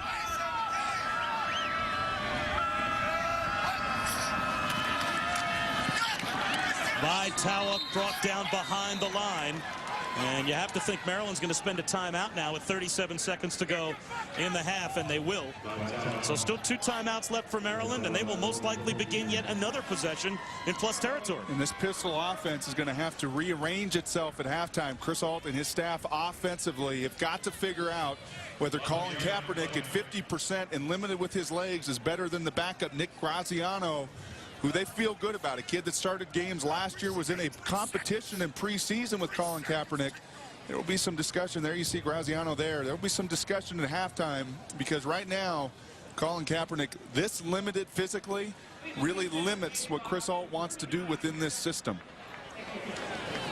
Every eye is on Pasadena. It's the granddaddy of them all, and it's a great matchup. Number 9 Penn State takes on number 5 USC in the 2009 Rose Bowl game presented by Citi. Coverage begins New Year's Day at 4:30 Eastern on ABC. From Pasadena, or all eyes could be on Durham, North Carolina, if they decided to shift it back there. Again, Jekyll from his goal line, set to punt. I'd like the 2 Bruces who played in that game to tell us why it was shifted to Durham. At halftime, we'll have that answer for you, I am sure. Maryland comes after Jekyll, and he angles one away. Good kick. Tony Logan from his own 38-yard line. Walloped at the 47. What a hit by Mike McCoy. And in on the hit as well was Kevin Baspet.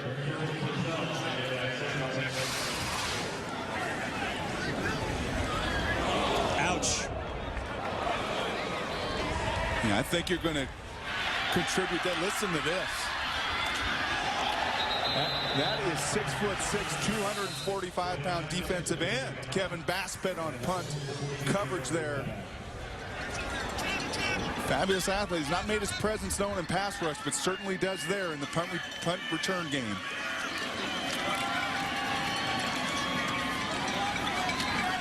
Ronnie Tyler gets out of bounds, and a flag comes out. An 8-yard gain could become much more if Tyler was ruled to have been hit out of bounds.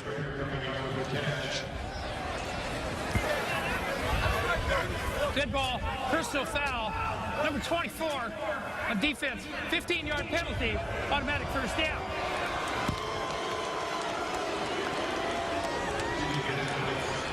That's actually, I think, going to be on number 25. Mo Harvey coming in late here. And clearly out of bounds. That's a junior college transfer, Mo Harvey, who's played a fair amount of football this year for Nevada. But when an offense is struggling like Maryland has these last 2 possessions, you certainly don't want to give them any gimme yards. You just gave away 15 with that penalty. A little flip into the flat, dropped by Meggett. A forward pass clearly, so the officials blow it dead. As Brandon Marshall tried to pick it up and head the other way. Still 2 timeouts for Maryland and 21 seconds. But that extra 15 yards brings them probably 1 play away from very reasonable field goal range.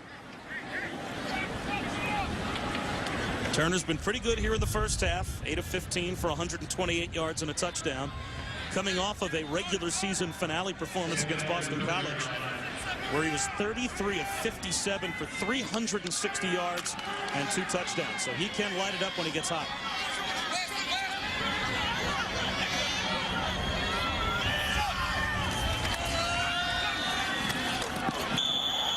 Threw that one behind Lansford Watson, his tight end. It'll be 3rd down and 10. Nevada's doing a nice job defensively, Bob, of just mixing in enough blitzes. I think they've been burned a couple times with that blitz in this first half. So Nigel Burton and his staff being very careful within that blitz scheme. But this is a big 3rd and 10. A blitz here may knock them out of field position, but it also may give up the big play. Big call here defensively for Nevada. Turner well protected, has a man, bobbled and caught. Ronnie Tyler, 1st down. Out of bounds at the 14-yard line.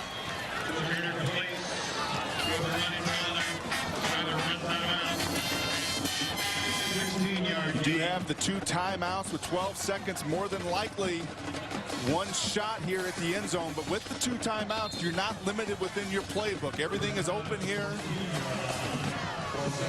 You may have time for 2, but I believe this throw has got to go into the end zone.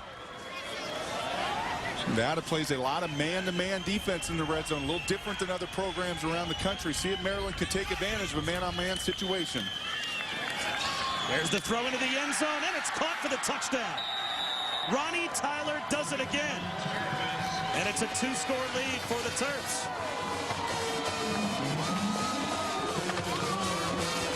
Well, sooner or later, I guess, if you continue to give an offense field position, it's going to burn you. And sooner or later, when you get athletic young guys onto the football field that are hungry to make plays, you've seen it from Torrey Smith, you've seen it from David Megan, now you see it from fellow redshirt freshman Ronnie Tyler. He does a nice job at the top of his route there of beating the safety, using his body, putting his frame between he and the football. Big touchdown there. The first of his career for Ronnie Tyler. And now Ralph Friedgen is going to chase the point. They're going to go for 2 to try and make it a 14-point lead.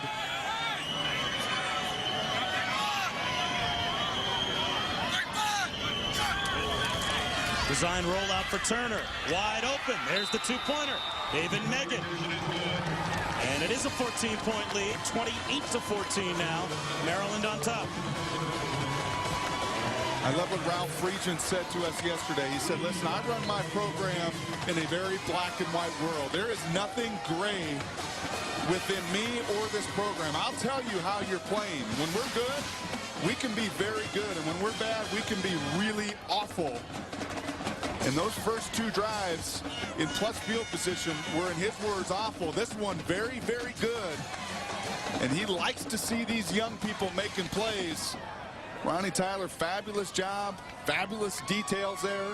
And I like this scheme, the 2-point conversion. James Franklin dials up. You see David Megan go in motion there. You see the outside receivers cave that down, a semi-pick play. And David Megan open for the 2-point conversion. We asked Ralph Friedgen yesterday, explain your season if you can. It's a team that got shut out and embarrassed really by Virginia, and Virginia did not have a very good season. They also lost to Middle Tennessee, but it's a team that beat Clemson on the road, beat Cal, Wake Forest, North Carolina, all 4 of those wins, teams ranked in the top 25 at the time Maryland played them. And Ralph Friedgen told us, plain and simple, it's just a question of which team shows up. And now they kick the ball out of bounds, so Nevada will have most likely 1 play from the 40-yard line. And it's a team that was 6-2 with 4 games to go and was thinking Orange Bowl and conference championship. Have lost 3 of their last 4, lost their last 2, and I think of all the games this year, the one that really stung them. We'll get the call here.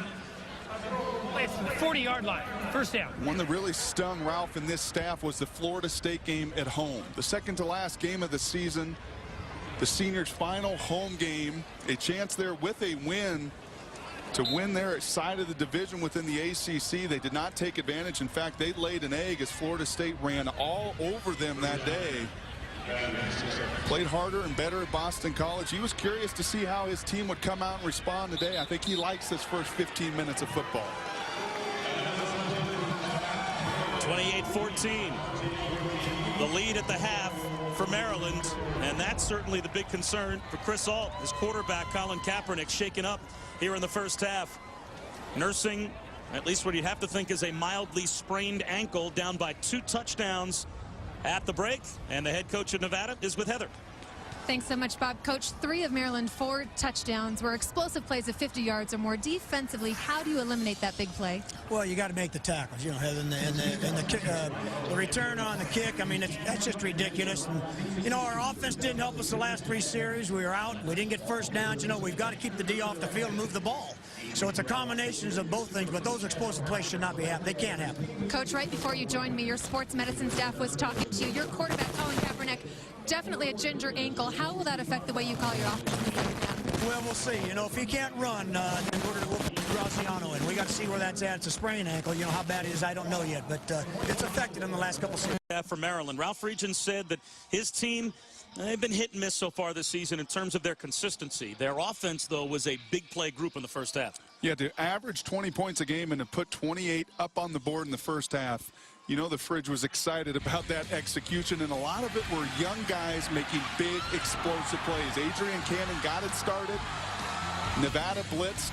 He made them pay, and Torrey Smith on the kickoff. Just speed here. A missed tackle, 1 missed tackle, and he's gone, and Morgan Green finished it out. So big plays. You heard Chris Ault going into halftime say it's inexcusable to give up those kind of big plays defensively, but Maryland has to tip their hat to one another and like that kind of production in the first half. Well, Chris Ault also told us going into halftime that they were going to have to investigate the health of their star quarterback. Colin Kaepernick turned his ankle when he was sacked a few possessions into the second half, or into the second quarter rather, by Alex Wojak. He did come on to complete the rest of the first half and play a few more possessions. There's a look on Colin Kaepernick live, but Nick Graziano, the backup quarterback, was warming up. And the question will really become, how effective can he be running the ball? Chris Ault was very specific, and he said if he cannot run and use his legs, we are not afraid to go to the backup. We'll see early if Kaepernick is going to be effective in the second half, because Nevada won the opening coin toss and deferred their option to the second half. So they'll begin the second half with the football. A few yards deep. Brandon Frager brings it out. Not a good decision. Only gets out to the 16-yard line as we check in with Heather. Guys, some notes from both locker rooms. I talked to Coach Friedgen about those 7 suspended players, sorry, it's cold down here, and asked when we would see Darrell Scott, and he said, I cleared him to play in the first quarter. James Franklin made the decision not to play him. We might see him in the second half. As far as the balance offensively that they're looking for, he said, I'm very satisfied with it. Sure, I'd like to run more, but nobody's run well against Nevada. Now, speaking of Nevada, the quarterback, Colin Kaepernick, is definitely in a tremendous amount of pain. They assessed him throughout halftime. He is going to try to go, as he does take the field right now, but I've been told Nick Graziano is ready. He started 5 games a year ago and can fill in for Kaepernick if need be. Well, Nick Graziano, Heather, was kind of like Wally Pipp. He began last season as the starting quarterback, and Kaepernick fires a strike. His first pass of the second half is good for 11 yards and a first down. Graziano was hurt in week 5 of last year. Kaepernick came on at that point, took over. He has never surrendered the starting quarterback position since. His team puts up 206 total yards in the first half, but those 3 sacks were big, Brock, because one of them resulted in the injury. And the 3 50-plus yard plays were also very big, all touchdowns for Maryland. They've been lacking in the explosive plays. They certainly got it in the first 30 minutes of this game.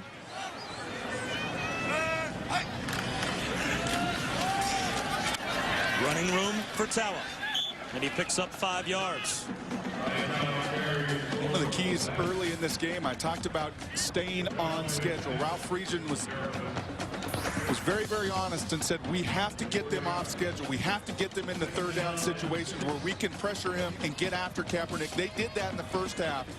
Chris Ault, his staff, they have got to get back to some of those early down runs and having success on first and second down. Kaepernick wants a middle screen, and Maryland reads it beautifully. A loss of a yard as Chris Wellington brought down at the 30 by Alex Wojak. What a great first half he had. He hit Kaepernick a number of times. 121 tackles coming into this game. He's a very heady, very intelligent player. His defensive coordinator said he's blue collar. There you see him read the play. He had a zone drop. but he read his keys. He saw the flow of the screen pass coming into him. He reacted, and as he's done all year, he brings tacklers to the ground. He's got 9 tackles today. Kaepernick wants the deep ball, overthrows his man, and it's almost intercepted. Marco Mitchell was wide open, and the ball floated over his head. Anthony Wiseman almost picked it off. And there's a case of some of the fundamentals in a 3rd and 7 situation. And the fundamentals of Kaepernick falter just a little bit. The arm drops down, and that ball sails on me. He had Marco Mitchell open within the seam of that zone defense. But when you get banged up, when your ankle hurts, when you get sacked, when you take body blows and shots, hard to stay crisp in your fundamentals there. Kaepernick's fundamentals falter, and the throw goes awry. Wobbly kick. And the return, Tony Logan broke a tackle and a good return out to the 46-yard line. You know, we asked our Aflac trivia question in the first half and promised you an even more detailed answer about the last time and the only time that the Rose Bowl was not held in Pasadena back in 1942. The Rose Bowl game was played in Durham, North Carolina. There were fears about an attack by the Japanese on the West Coast, because that followed December 7th, 1941, of course, the attack on Pearl Harbor. So we're at war with Japan, who moved the game cross-country. The U.S. government ordered that large public gatherings on the west coast of the U.S. were prohibited for the duration of the war. And there were also some cooperation procedures taking place between the folks not only at Duke but also at North Carolina and NC State. Those two schools contributed bleachers to the stadium in Durham to raise the capacity for the Rose Bowl from the mid-30,000s up to about 50,000. And I'm wondering if back then, if Tar Heels, Wolfpack fans, and Blue Devils could get along, why can't they get along now?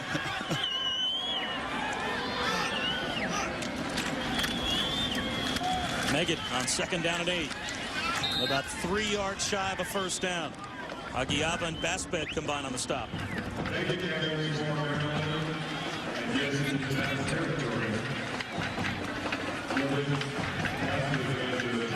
Maryland would like nothing more in this second half.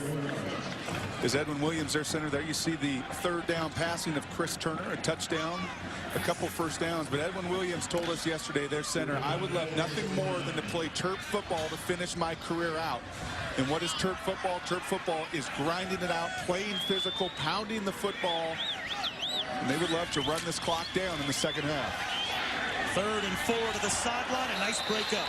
Isaiah Fry, the true freshman starter, at the boundary corner spot, reached around Danny Akendo and knocked it away. And Danny Akendo was one of those players that was suspended for the start of the game for missing curfew. So now we'll start to see, you would think, for Maryland, some of those players.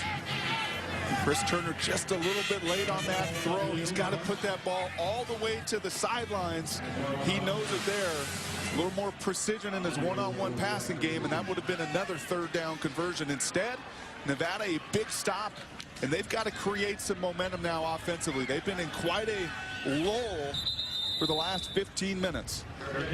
Fair catch made by Antoine Thompson. Nevada has as good a rushing attack as you will see. They average 291 yards a game on the ground, 2nd best in America, and they are led by Vaitawa. He came into the season 4th on the depth chart at tailback.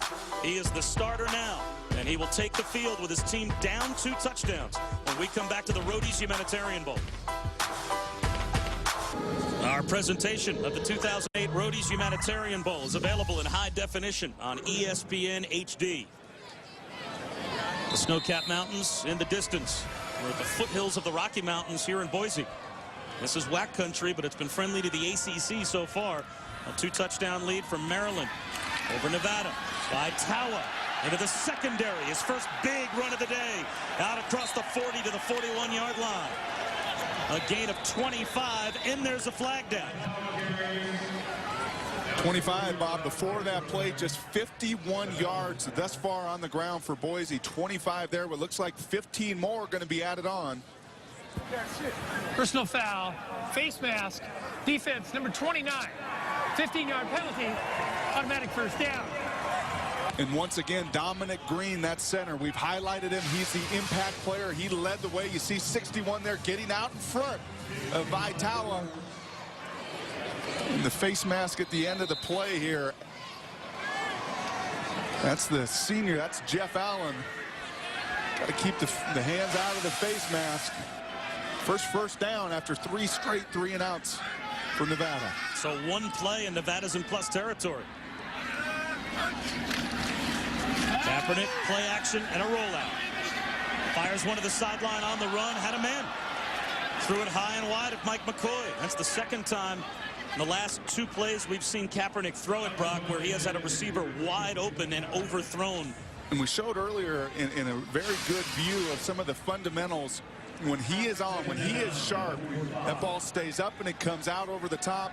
There you see him. He starts to sling that ball. Is that created by an ankle that's hobbled a little bit? Possibly. But those are some of the frustrations this season from Chris Ault. There's one area of his game where Colin's going to improve. It's going to be that accuracy, and his completion percentage will rise. Got to stick to those fundamentals. Flags down as Kaepernick can't set the screen up.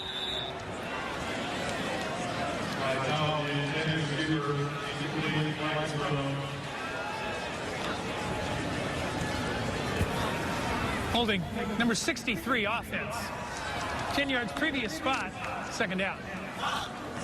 So the penalty against Nevada, and every eye is on Pasadena, the granddaddy of them all.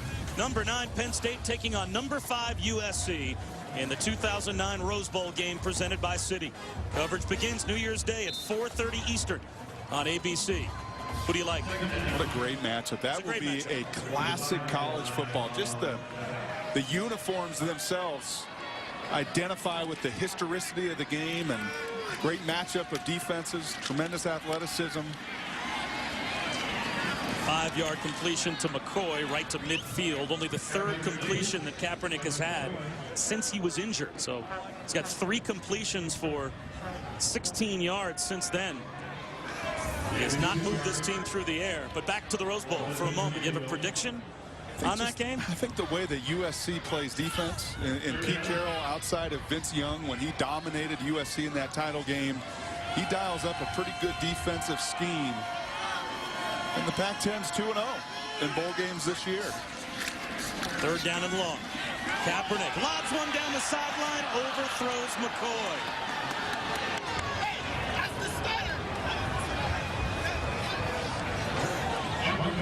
There's one thing we've learned about Colin Kaepernick today, and he's going to show you with his expressions exactly how he's feeling, whether it's the pain, whether it's the frustration there, a little bit of contact down the field.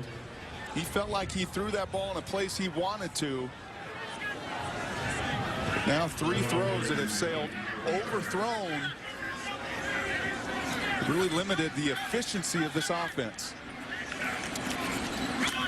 Cagle tries to take back field position, though, and this is a good punt down to the coffin corner and out of bounds inside the 10-yard line. Tony Logan fielded it and went out at about the 10. That's an excellent punt from Brett Cagle. We talked in the first half about Maryland's NFL prospects. Here are the 3 names that Todd McShay gave you for Nevada that might be drafted later on in April. Marco Mitchell, the wide receiver, has had a couple of big plays today. That's right, and he's had a few other opportunities. If he could have got the ball in a position to make a play, he's created separation. He's a big athletic guy. A junior college transfer originally from York, Alabama, so he's been a lot of places in his career. And we've seen Dominic Green, haven't we, today at center? Very athletic, a guy capable to get to the next level. He'll get into an NFL camp. Morgan Green out to about the 12, maybe the 13-yard line. Uche Nyanwu and James Michael Johnson on the stop for Nevada. And we still have yet to see Darrell Scott, the first-team All-ACC running back. Averaging about 90 yards per game rushing this season for Maryland. He was part of a group that broke curfew last night. Ralph Friedgen decided to suspend 7 players, at least for the start of the game. He said they were going to play at some point. But Darrell Scott has been on the sideline throughout. It's been Davin Meggett and Morgan Green, a freshman and sophomore respectively, that have carried the mail today for Maryland. And here's Green again.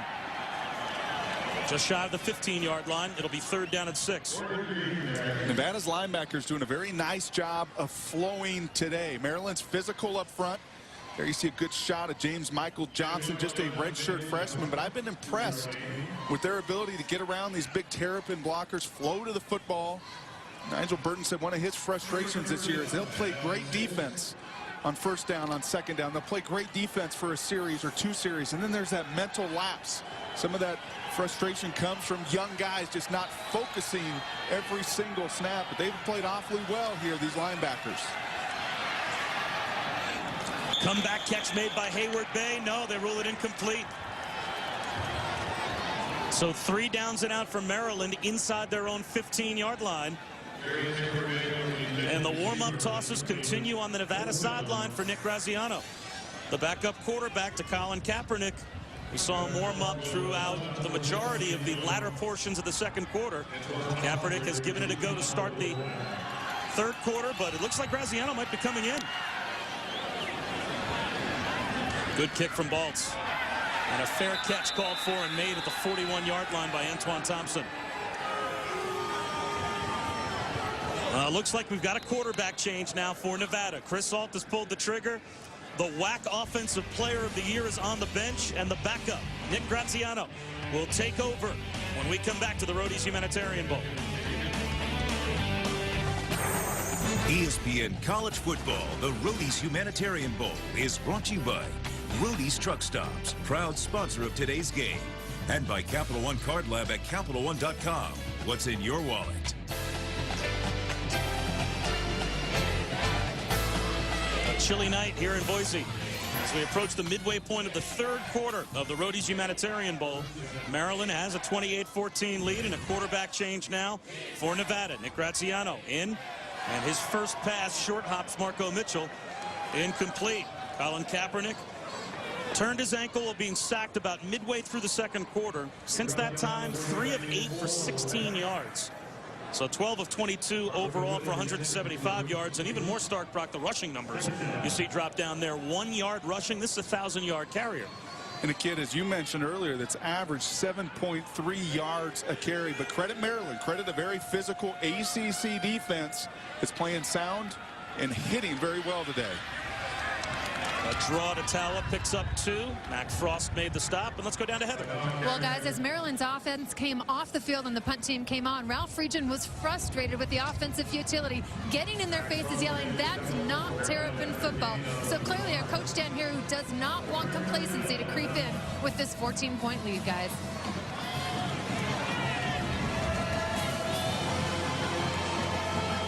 Well, his defense, Heather, has forced 3rd down and 9. And they're quick off the ball once again. Graziano well protected, misses Tawa. So 3 downs and out for Nevada's offense with the backup quarterback at the helm. And complacency is not something Ralph Friedgen has to worry about. He's about to get the football back. Not on his defense, anyhow, because this defense is playing very good football. And remember, I mentioned earlier, Al Simonson, their acting defensive coordinator today, had been their linebackers coach. He was elevated for this game. Ralph Friedgen would evaluate him as a defensive coordinator today. He's interviewed other candidates as Chris Kosh has left to go to Kansas State. And I believe right now the job that he has done in his sound and techniques and fundamentals and tackling as they played defensively today, Al Simonson adding to his resume. Tony Logan brings it back to the 36-yard line. And Maryland will start offensively once again as Kaepernick continues to try and walk it off on the sideline.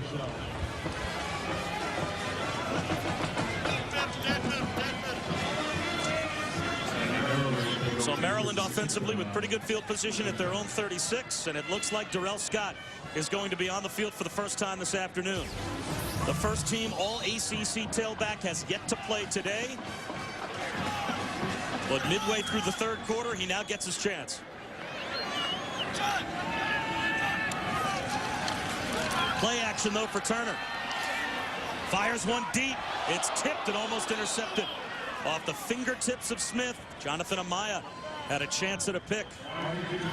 That's one way to start your offense when you're frustrated, as Ralph Friedgen was, to take a shot down the field. They've run on early downs in the second half. First down run, second down run, third down pass. Here they make a decision to come out, and that's just a foot high. You'd like to see Torrey Smith lay out, possibly go up with 2 hands and attack that football. But Chris Turner's got to sharpen up a little bit his precision and accuracy to get the ball moving for Maryland.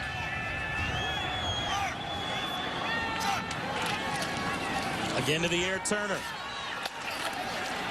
Catch is made for a 4-yard gain by Amani Leodai, just shy of the 40-yard line.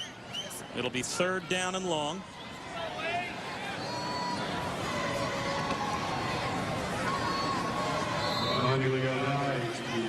Showed the stats there earlier of the 3rd down passing to Chris Turner. He was 3 of 8, now just 3 for 10.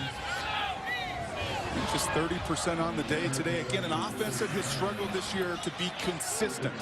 They've had flashes. You've seen flashes of greatness today, but to be a consistent offense and efficient, you got to find a way to convert 3rd downs. High and intercepted. This time Amaya's there, picks it off, and down the sideline with a blocker out in front, all the way down to the 21-yard line. Jonathan Amaya picks it off. And this could be the turning point that Nevada needs to get themselves back in the game.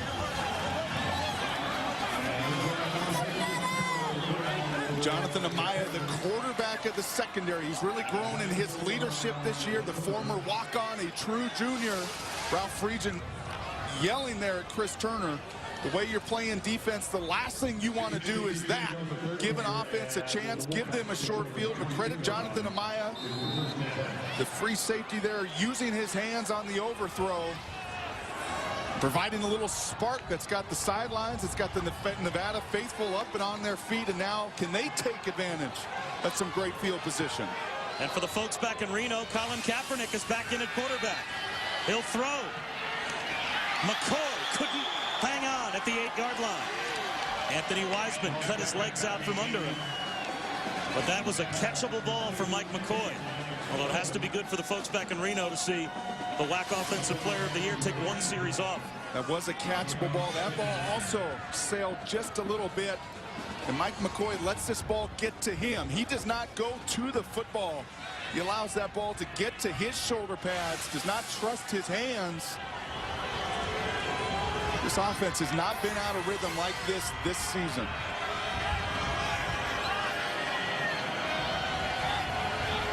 Kaepernick again in the pistol. 2nd down and 10. Nice move at the line by Tawa. Down to about the 17-yard line. So it will be 3rd down and medium. Adrian Moten made the stop. You'd have to think, Brock, just from a momentum standpoint, this is a vitally important drive for Nevada. To have to settle for only a field goal off that interception down by 2 touchdowns. And that's what they're looking at without a conversion here. It's obviously a pass play. As Colin signaling the route combinations he wants to the field.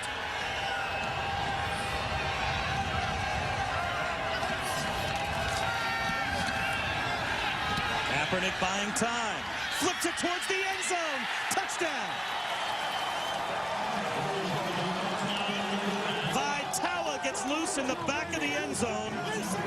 And that little bit of extra time that Kaepernick bought freed him up. Adrian Moten, we saw him earlier as a pass rusher, probably his strength. Getting after the quarterback, not in coverage. He loses by Tawa there in coverage just long enough. We credit the guts of Colin Kaepernick to come back in this game. He watched his backup throw 2 balls into the ground, and he said, enough's enough.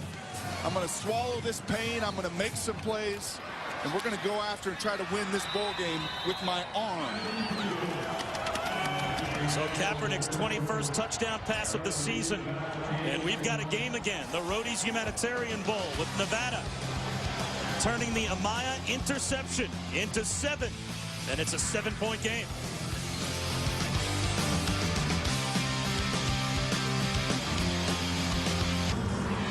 Time now to take a look back at today's Harley-Davidson clutch moment. It comes from the 2004 Humanitarian Bowl. Fresno State taking on Virginia. The Bulldogs trailed 21-7 in the 2nd quarter, but Paul Pinniger led a comeback, finding Jerron Fairman with 11 seconds left to put the game into overtime, and then in overtime, a game-winning touchdown to Steven Spock. A 37-34 win. Pinniger finished the game with 5 touchdown passes. And what a long history of good quarterbacks they've had at Fresno State. Pinnaker in the middle of a good group, and we've got a good Humanitarian Bowl this season. 28-21 after the touchdown catch by Vitale a moment ago. Maryland about to get the football back, but it's now a one-possession game. And a short kick. And that looked intentionally short, taken by Morgan Green. Fumbled the ball and was able to jump back on top at the 27-yard line.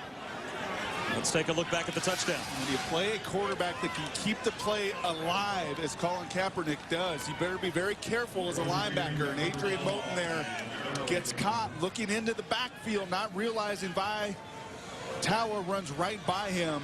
But that was really set up off of that interception. It's the linebackers coach for Maryland, Dave Salazzo. Also the recruiting coordinator. I'm not sure that this was the speech he gave any of these guys on their recruiting trip. Darrell Scott gets loose down the sideline out to the 42-yard line. A first down, a gain of 14. Heather talked earlier about Darrell Scott needing just 41 yards to break that 1,000-yard barrier. Really his first opportunity today. You see the big fellas pull out in front. Phil Costa does a great job of keeping his eyes up. And Darrell Scott, probably the most explosive back on this roster. They feel like if they can get him into space, he can make things happen. He's done so this year. Well, nothing has really happened, as you saw so far in the second half, for the Maryland offense. But they're out close to midfield with a first down. They go to the workhorse, Scott again, and he busts it once again. Close to another first down. I think he does indeed have a first down at the 47-yard line of Nevada. A nice job by the fullback there, number 38, Corey Jackson. So not just the big guys up front that you see pulling, but watch the fullback get out in front and lead the way. This is Terrapin football. When Ralph Friedgen was screaming at his team, this is not the way we play football. This is not Maryland football. They want to establish the line of scrimmage. They're doing so on this drive.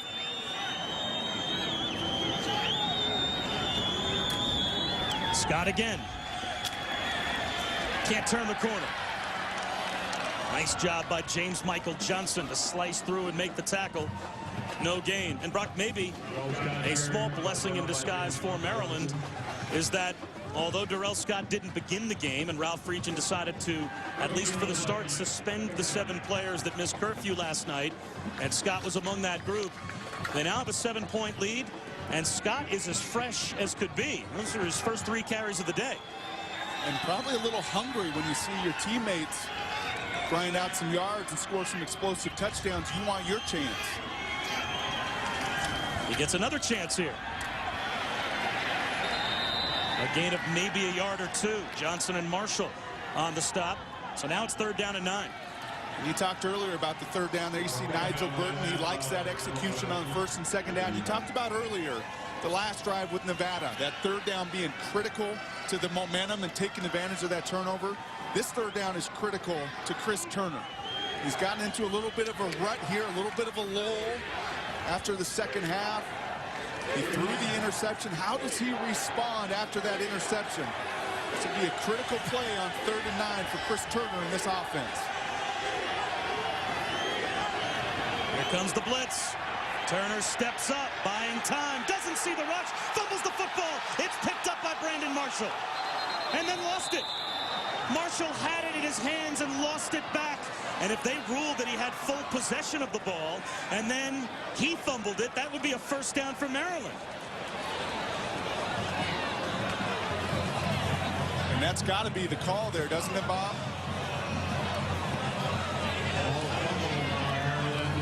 They are signaling first down Maryland, so they are going to rule that Brandon Marshall not only recovered the fumble, but had possession of the ball enough to create a Nevada possession. Thereby, after he fumbled and Maryland recovered, they get a fresh set of downs.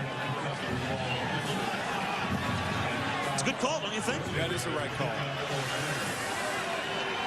Scott Burley, the right tackle, recovered the fumble. And redemption, at least for now, for Maryland's offense as Darius Hayward-Bay makes a first down catch. Boy, what a swing of momentum on one play. And that's the challenge when you're playing young people defensively. And Nigel Burton said, Chris Ault said, when you play young guys, it's a little bit like raising kids. They've got to learn through experience, learn through those failures. Chris Ault's frustration this season is they haven't learned enough. They haven't turned the page and made those corrections. James Michael Johnson there, an opportunity and a chance gone awry with his fumble.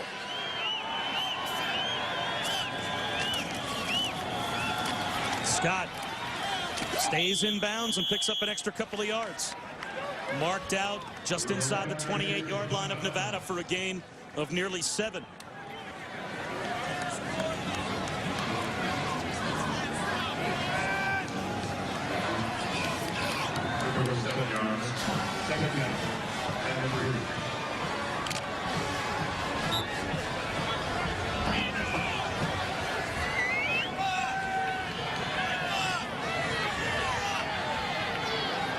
David Meggett now the I-back on 2nd down and 3.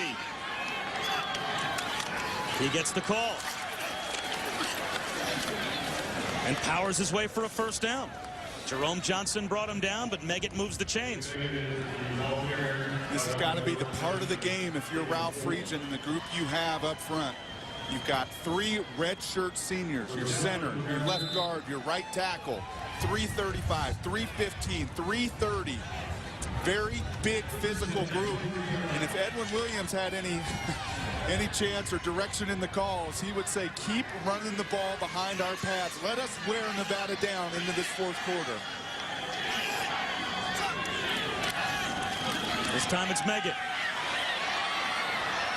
Inside the 20-yard line, down to the 19. A gain of 4 on first down, cut down by Amaya. And that will take us inside of the last 90 seconds of the 3rd quarter. was the one element as a staff. You look at the rush defense for Nevada.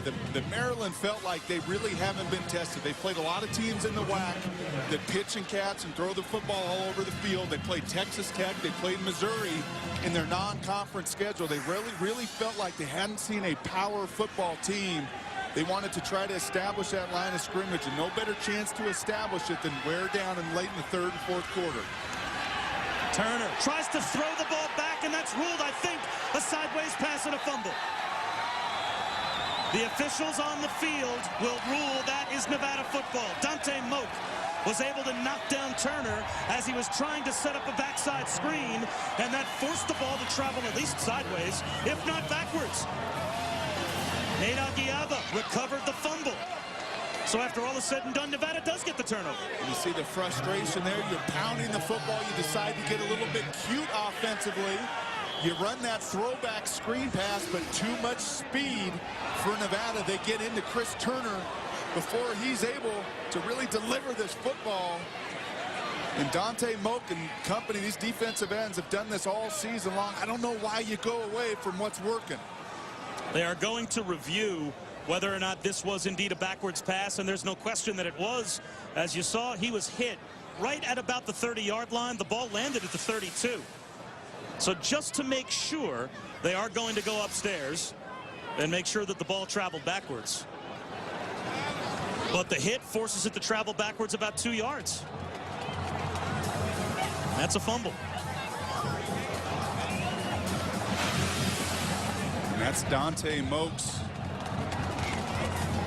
10.5 sacks this season. His counterpart on the other side, Kevin Baspet, 10 sacks. Those two, 19.5 coming into the game. 19.5 more than 39 teams in all of the FBS between those two players.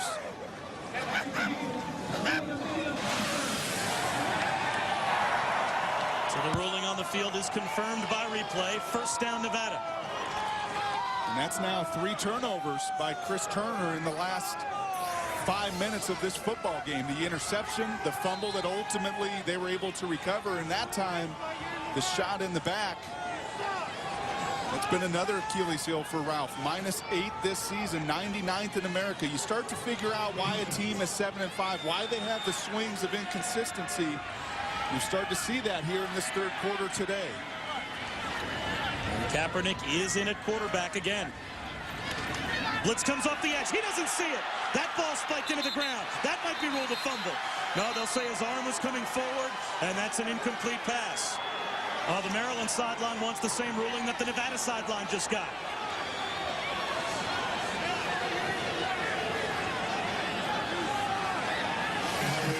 That's a corner blitz by Nolan Carroll to the boundary. No receiver threatening there. Nolan Carroll coming from a long ways away. That's a good call. That is a good call. Somehow the strength in Colin Kaepernick's hands here, right here upon impact, that ball does not fly out. That's impressive. That his arm was definitely going forward.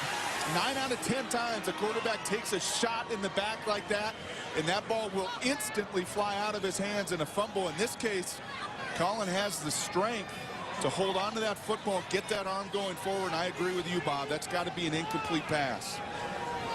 He's in a throwing motion, and the ball comes out traveling forward.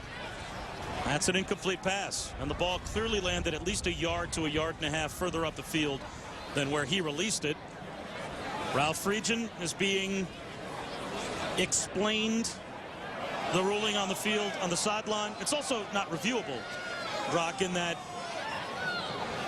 whistles blew the minute the ball hit the ground. So even if you did go up to the replay booth and see that it was indeed a fumble, what are you going to do? You blew the play dead.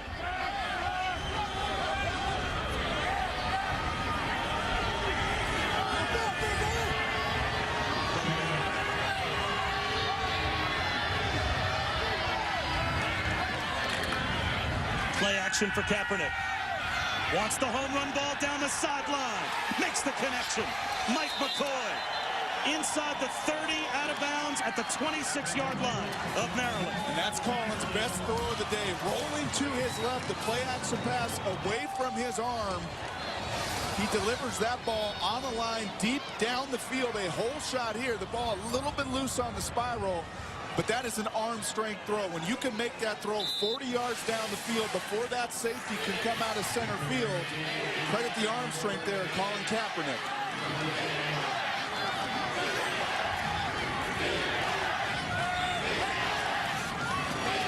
Kaepernick gives for Tawa. Down at the 20-yard line.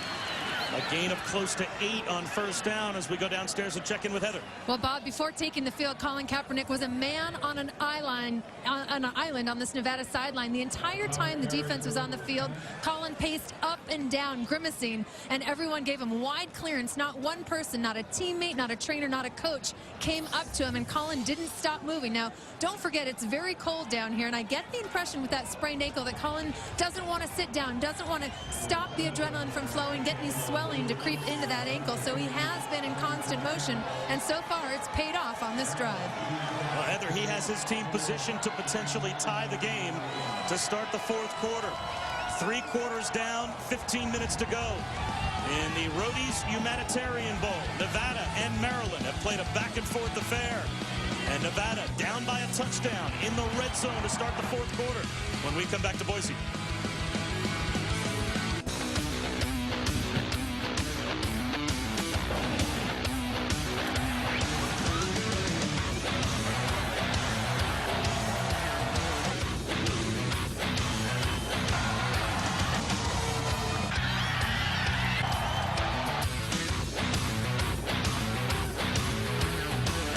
Welcome back to the Roady's Humanitarian Bowl as we start the fourth quarter.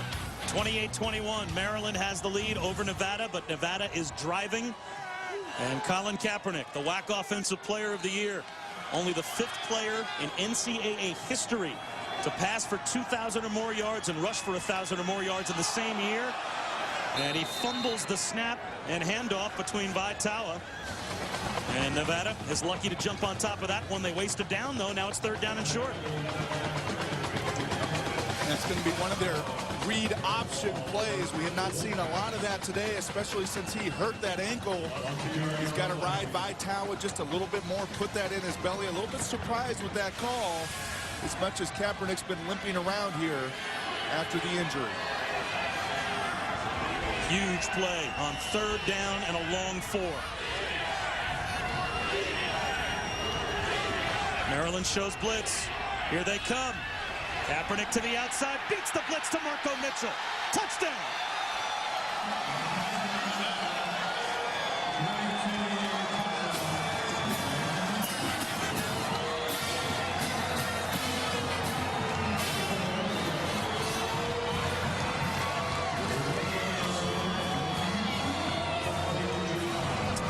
it's amazing at times, Bob, as a quarterback, when you come off the sidelines, and for Colin to watch his backup come in for a series, throw a couple balls into the ground, you've seen a different Colin Kaepernick since he's come back. He's been assertive, he's been strong, there's no hesitancy, he plants his foot, he delivers, and he delivers Montana or Nevada right back into this football game. He took a one-drive break and has been nearly perfect since. The game now tied at 28. You've seen a whole bevy of throws today within this scheme and this pistol offense. And you're going to see Marco Mitchell here. He's just going to run a little hitch route. The key to this is the timing.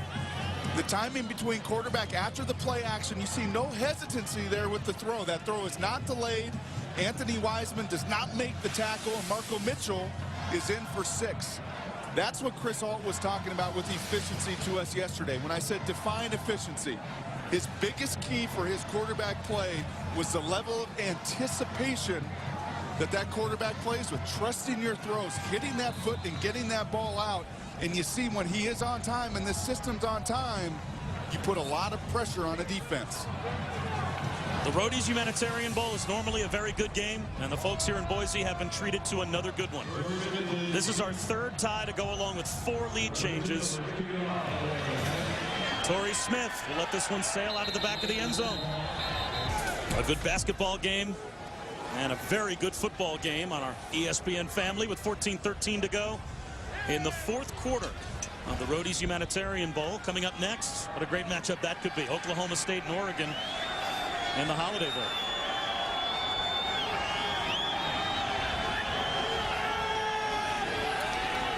Darrell Scott for 2 yards.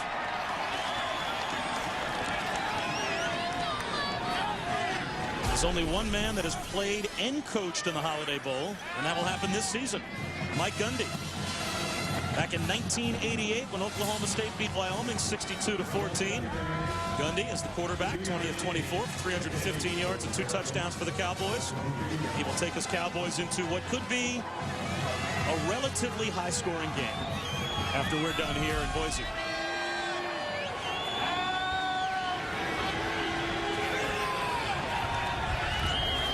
Play action. Turner fires to the sideline, wide of Hayward Bay and incomplete. One thing that Jeremy Navarre said to us yesterday, the defensive end for Maryland, he said one of the challenges and one of the inconsistencies we've had as a team this year is we probably feed off of each other too much. When the offense is struggling, we struggle. When the defense is struggling, the offense doesn't respond, and you've really seen that in the second half today. You've seen a defense respond to an offense that struggled. They've given up 2 touchdowns. And now when Maryland has a chance to rise up offensively, and as they have in the second half, they've not been able to make the plays. Down the sideline, beautiful throw by Turner. And on 3rd down and long, he gets a first down to Torrey Smith.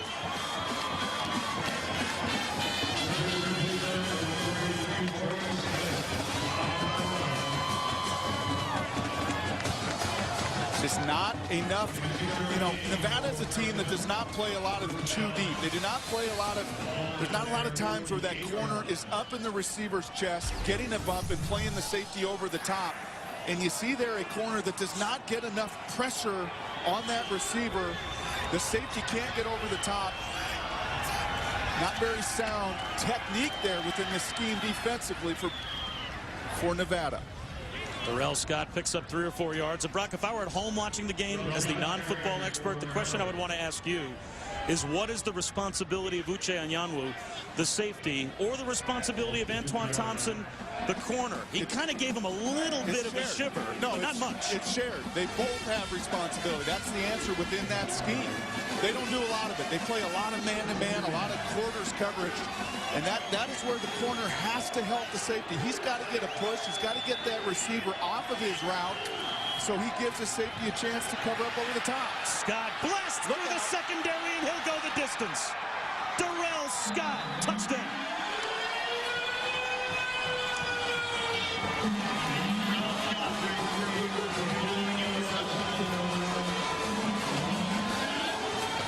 You know, the other thing, Bob, that corners have to do is not just buck receivers off in their routes. They have to tackle.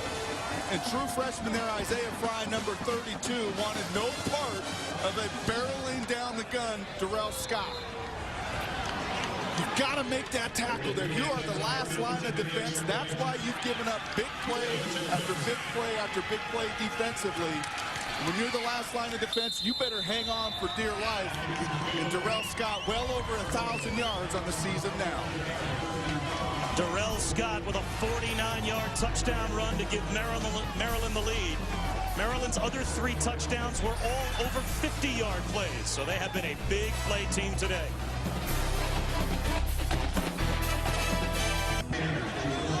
A beautiful night here in Boise, and a great Roady's Humanitarian Bowl. Back and forth we go. During Capital One Bowl week, Maryland now has retaken the lead by a touchdown, 35-28 over Nevada. And Darrell Scott, one of the group of 7 players for Maryland that broke curfew last night and were suspended for the start of today's game. Ralph Friedgen and his assistant coaches have filtered those 7 players back into the game from time to time. Darrell Scott did not play the entire first half and the majority of the third quarter, but he plays a big part now, giving his team the lead. Flagger from about the 5. And he's popped at the 28-yard line.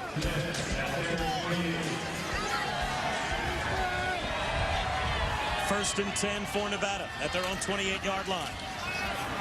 Tawa stretched out, stiff arms a man, and is able to pick up about 5 yards. It's a strong run by Tawa.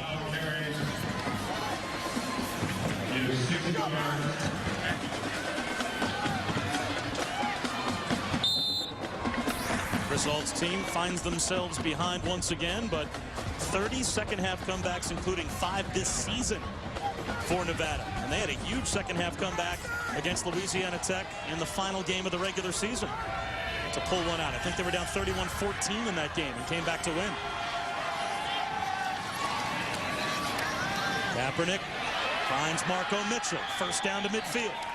And again, just a similar story here from Colin Kaepernick in this fourth quarter. He's reading, he's reacting, he's getting the ball out of his hands, he's trusting his receivers down the field. You gotta like Marco Mitchell as a target. They're a little awkward to the left. That's not easy when you've got a gimpy ankle. It's not easy when you're fully healthy. And Marco Mitchell playing his final game for the Wolfpack, coming alive in this fourth quarter. Tawa, 6 more yards. The ebb and flow of this game has been interesting. A ton of points scored in the first half. Basically nothing scored in the third quarter. The two offenses basically went to sleep.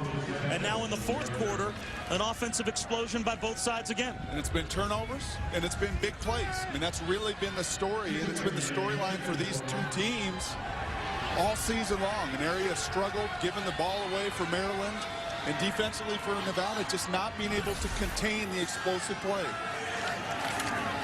Play action for Kaepernick on second down. Fires one to the sideline to McCoy. Out of bounds at the Maryland 32. You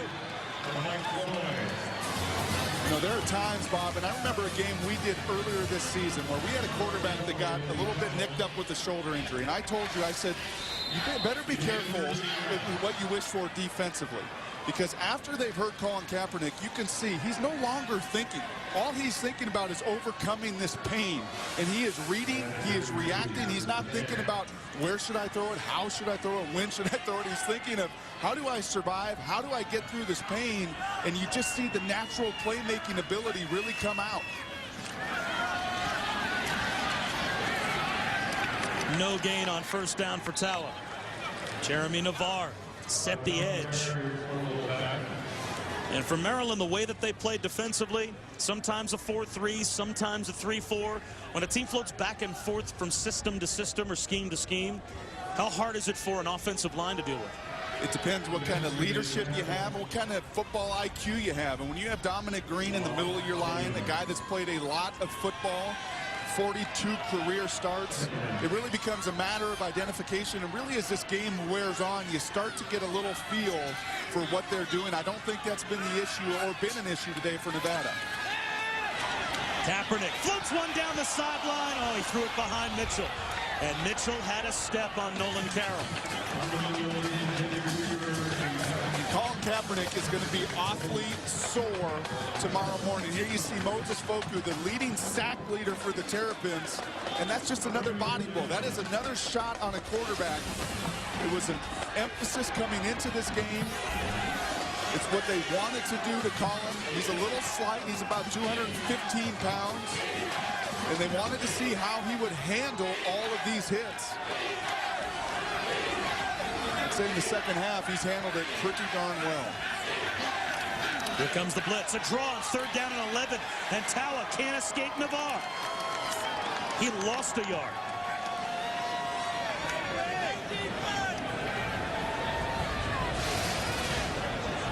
Well, this was after the last play. Adrian Moten goes over to try and help up the quarterback and then pulls his hand back. There's a little salt in the wound. Actually, I think that was Moses Foku who just delivered the blow. Well, Foku delivered the blow, but Moten... Come on, Adrian, help him up. You've hit him enough today, haven't you? 4th and 12, and Nevada's going to go for it. This is an interesting decision. At the 34-yard line on 4th and 12. Incomplete. The Wolfpack turns it over on downs. Virgil Green, the tight end, was the intended receiver. How about that decision? Well, though that decision is what you asked Chris Alt yesterday. How many times, because of the way you've played defense this year, have you gone for it in 3rd and 4th down situations more than you would like to? And he said, definitely, it's played a role. And I think that 4th down and 12 call because of the defense they're playing for Nevada. Entertaining game between Nevada and Maryland. The Roady's Humanitarian Bowl approaching the midway point of the 4th quarter. Nevada has the ball, and they've got the touchdown lead. Darrell Scott for 12 yards and a 1st down for the Terrapins, and Scott, I think, is hurt. Darrell Scott very slow to get up. Trying to walk it off.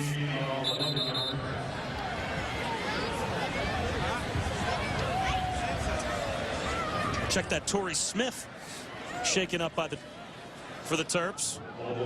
And Torrey Smith has been an impact player today. A 99-yard kickoff return for a touchdown in the 1st half. Although he's able to make it to the sideline.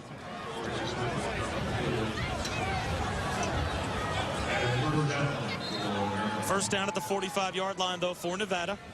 Or for Maryland, pardon me. Ralph Friedgen's team trying to protect the 7-point lead and trying to take advantage of the field position that the Wolfpack just gave them. Chris Alt opting not to punt to try a long field goal, going for it on 4th and 12. Scott busts into the secondary, stays on his feet all the way down to the 31-yard line of Nevada.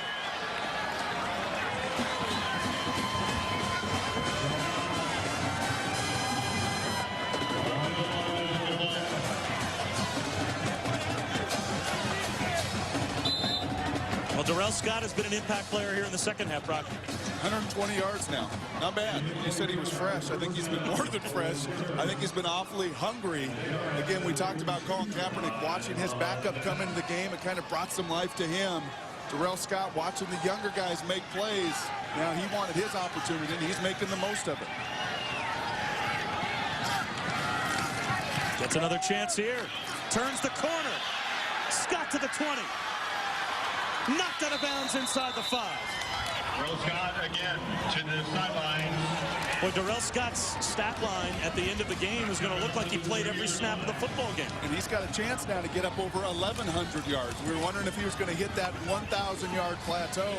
He's far surpassed 1,000 yards. He's getting up to 1,100. How about the guys up front? Certainly he's getting these yards. He's hitting that hole. He's explosive.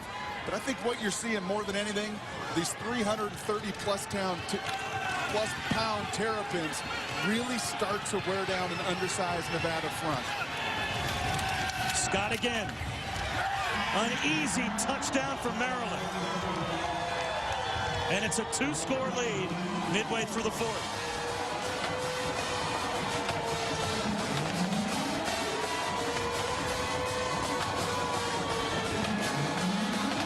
See Jamie Thomas, he's playing his final game.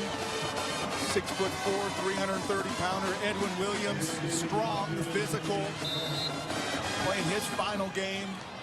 And Darrell Scott simply getting behind those big guys who are pushing the pile. Even a hug from Coach Friedgen there. The point after, tacked on by Egekeza. And it's a 14-point lead with 7:44 to go. Darrell Scott with 2 touchdowns in the second half after not playing the first half because of a suspension for curfew violation. He's made an impact.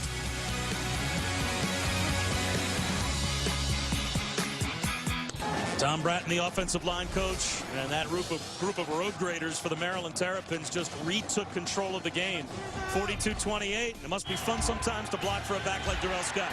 The coaching staff told us, you give him a lane, and he is as good as anybody in the country. He is growing when he's got to make that one defender miss. He's got a lot of growth yet when there's no hole there, and he's got to make something out of nothing. But his offensive line has given him plenty of room in this second half. And you see a very explosive Darrell Scott take advantage.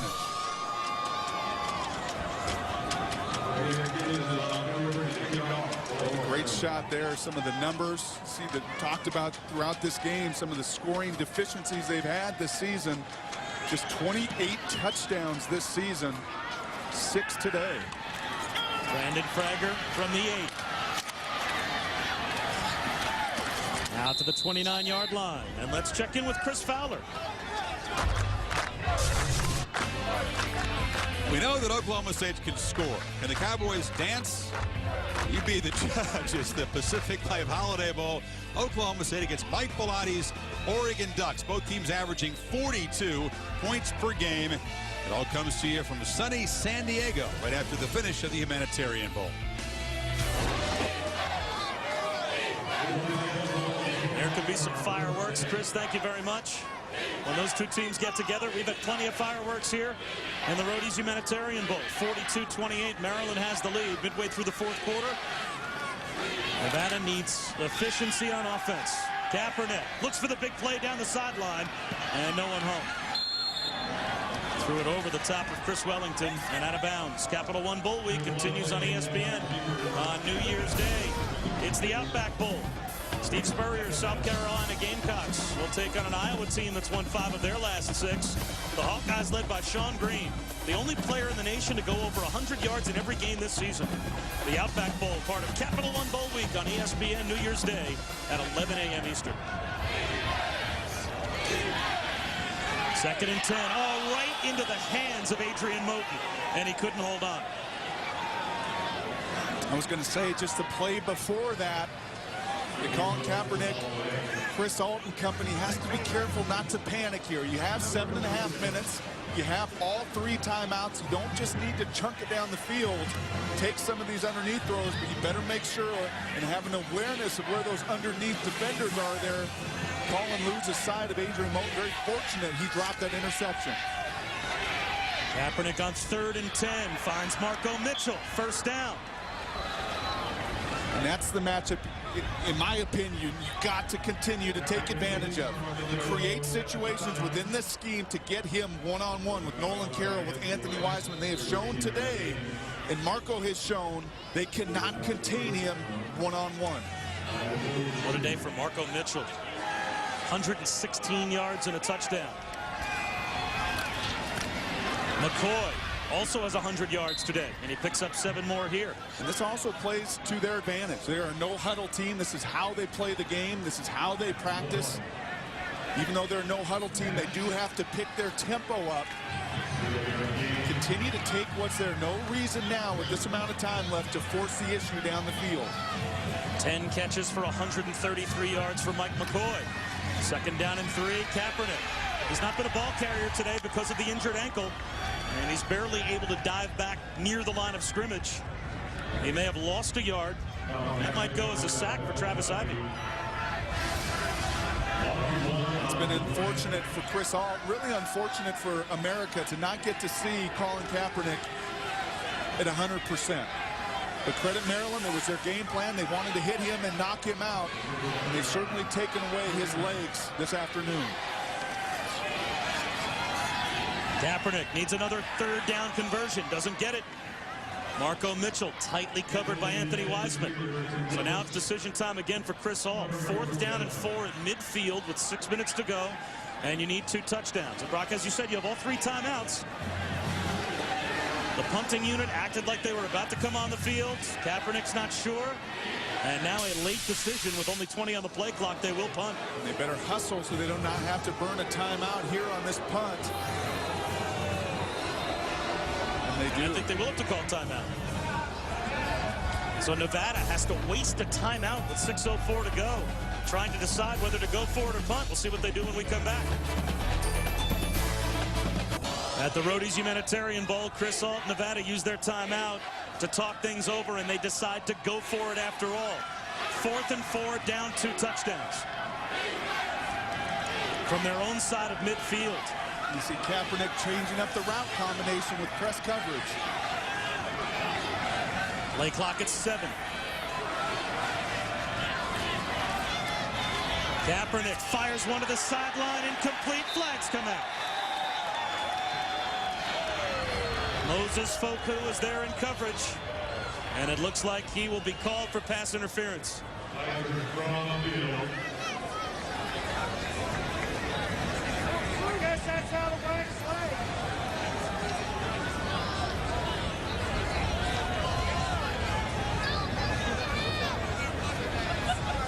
Well, maybe this call isn't as cut and dry as we think. This is a long conference after 2 flags came out on the play.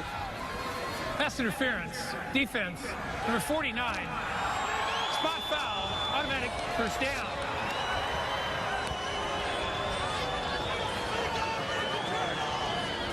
So on 4th down and 4, Nevada gets the call.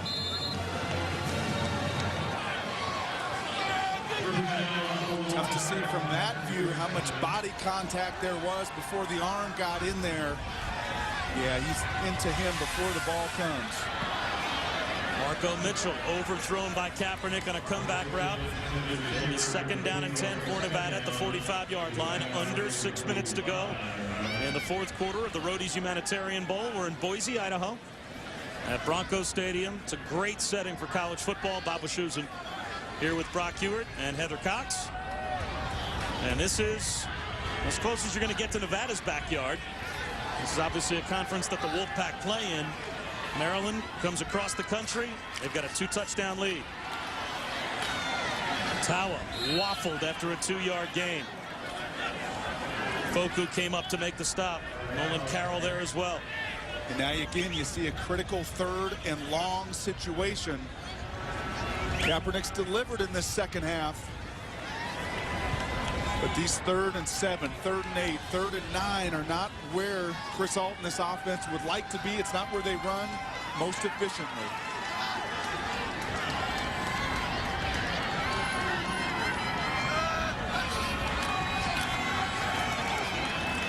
Again, it's McCoy dragging across the middle.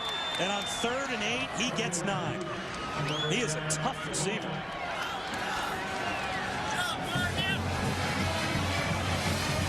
Mike McCoy, the 5th-year senior who Chris Alt called a perfect role player. He understands where he fits within this system.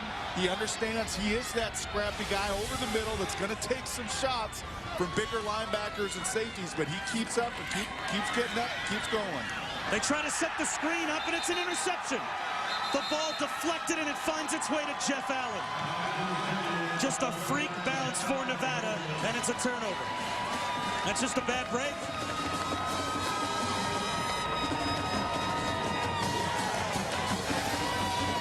That's one of the dangers when you throw these passes at the line of scrimmage. There's a lot of bodies that actually hits his own lineman in the back. The ball bounces off. Jeff Allen, the 5th-year senior heady safety, there to make a play. And now that timeout that you burned on that drive, just 2 left. And the way that Maryland has run the football, a great opportunity for the Terrapins here. Pitch out to Morgan Green, and he stood up after a gain of maybe a yard. And it looks like Nevada might start to burn those last 2 timeouts right now. The Terrapins with 3 takeaways this season. They have not taken away the ball all that often. They came into today -8 in the plus-minus ratio, but that has not been the case in the Roady's Humanitarian Bowl. Yeah, those 14 takeaways out of 119 teams in the FBS. 115th out of 119. I thought it was funny talking to Al Simonson. He said, you know, I probably overcoached turnovers this year. I don't think I've spent more time in my career. Ralph Friedgen. Now Maryland calls timeout.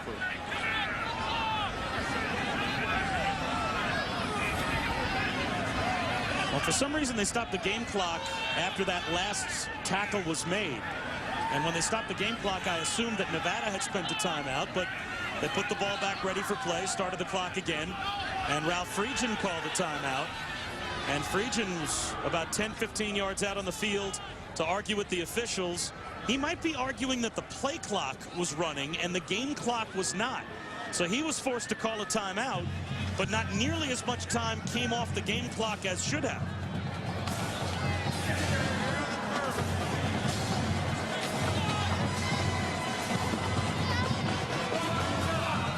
Injury. Maryland will not be charged with a timeout. 25 seconds on the play clock. So a player for Nevada was shaken up. They stopped the game clock for that injury, but they rolled the play clock at the same time. That's just a mistake from upstairs in the press box. So Maryland holds on to their timeout, and now the game clock starts to roll once again. 4.5 minutes to go. End around and a fumble. And Hayward Bay jumps on top of it. Boy, Brock with a 2-touchdown lead with 4 minutes and 15 seconds to go. Do you need to run an end around? That's a dangerous call, and on that play as well, Chris Turner snapped the ball with about 10 seconds left on that play clock. A coaching point there to once they wind that clock, he needs to let that play clock get all the way down, take all those precious seconds off. So now Nevada will spend a timeout with 4:16 to go as it's 3rd down and 16 in the Bowl Challenge Cup standings. We'll take a look at how the different conferences so far this season have fared in the bowls, and the Big East and Pac-10, the 2 perfect conferences so far. And the WAC, if they don't come through here, will move to 1-4. I bumped into the WAC commissioner pregame. He was awfully disappointed in a few of the efforts this year. The Hawaii Bowl and what Hawaii and Notre Dame did, what Colorado State did to Fresno State in the New Mexico Bowl. This was a big game for the WAC. Against an ACC opponent. I want to push that bowl record to 1-4. But we're about 4 minutes away from that happening, and you just get the feel after watching Maryland for 55 minutes, some of the frustration, some of their fans and people have probably felt this year, because exactly like Ralph said, they've had flashes of brilliance where they look terrific in their execution, in their play calling, in their tackling, and then just that. You have an end around, up 2 touchdowns, and you fumble. Well, the worst case scenario for Maryland, 3rd down and 16. And they allowed Nevada to save some time on the clock. Morgan Green gets back to about the original line of scrimmage. And Chris Ault will spend his final time here to final timeout here, pardon me, to try and preserve as much time as possible. So Nevada is out of timeouts, but they'll get the football back with just under 4 minutes to go. Obviously, inside of 2 minutes to go, we go to the old college rules where first down stop the clock. And they need 2 touchdowns.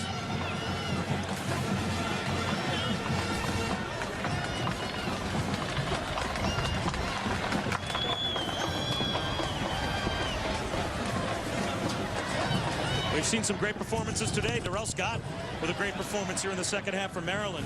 How about the New Mexico Bowl? So we take a look at some of our top bowl performances. Colorado State taking on Fresno, and Rams running back Gartrell Johnson was the story. He ran for 285 yards and 2 touchdowns. He caught 5 passes for 90 yards and led Colorado State to a 40-35 win over the Bulldogs. He was my best bowl performance so far this season. How about yours and Heather's? I like Heather's there. Pat White, he's probably my 1A, winning his 4th bowl game. But I like Jimmy Clausen. Anytime a quarterback can battle back, can be resilient, played his best college football game there for Notre Dame. 5 touchdown passes, 400 yards. And for Jimmy and for Notre Dame and their faithful, they got to hope that that's a spark pushing into spring ball and in the next season. And Heather, what a finish to the career of Pat White. Indeed, the most prolific running quarterback in college, had a great passing game, 332 yards in his final college game. He was voted MVP of the bowl for the 3rd straight year, and as a starter became the first player to win 4 bowl games. That certainly earns my vote. That's as good a choice as any. 4 minutes to go. No timeouts for Nevada. They're down by 2 scores. McCoy makes a tough catch. And he gets out of bounds at the 34-yard line as we check in with Reese. All right, guys, just as soon as you finish up, we'll take you out to the Pacific Life Holiday Bowl. Zach Robinson piloting a high-powered cowboy attack for Oklahoma State. They've got the Ducks. It ought to be a shootout, and it's coming up here. All right, Reese, we still have 3 minutes and 47 seconds left. Kaepernick to the sideline again. Trying to climb the ladder was Art King. And that'll stop the clock with 3:38 remaining. The trophy handlers await the winner. The Roady's Humanitarian Bowl has produced some very entertaining games. We went back and forth with 3 ties, 4 different lead changes earlier. Chris Ault trying to manufacture a comeback in the last 3.5 minutes.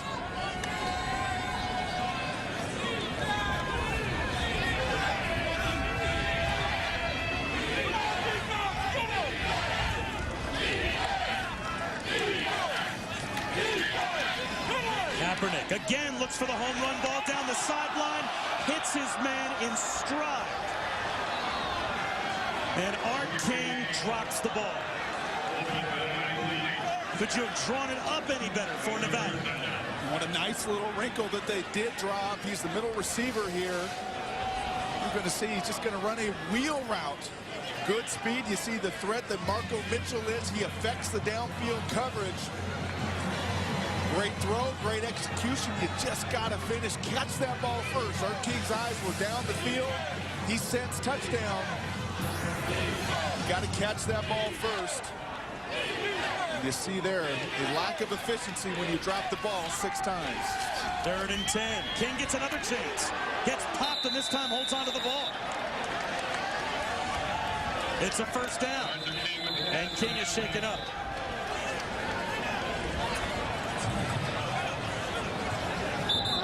They do 18 yards for the Wolfpack. 3:25 to go in the game. A much more difficult catch. In traffic, taking the blow.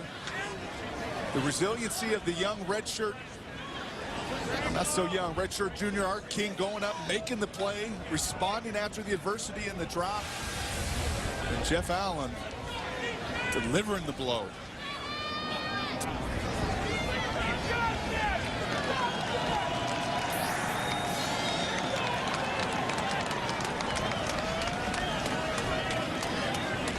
It's a Nevada 1st down after the injury timeout in plus territory, and the clock rolls once again inside of 3 minutes and 20 seconds remaining.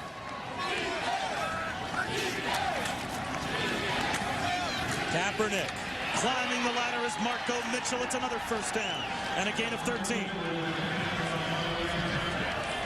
Well, those scouts who are here to see Darius Hayward Bay, they love his speed and his size. But I got to tell you what, I think today Marco Mitchell has outplayed Darius Hayward Bay. Look at the reach there. Look at the hands extending for the high ball. Marco Mitchell having a career type of day in his final game for Nevada.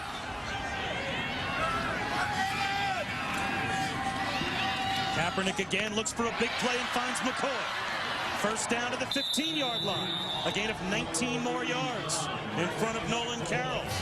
Well, now they're within striking distance for touchdown number 1. They need 2.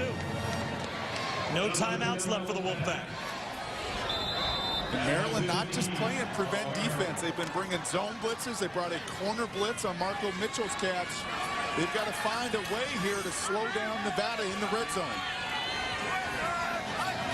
Here comes the blitz again. Again, it's picked up. Kaepernick to the end zone. Incomplete.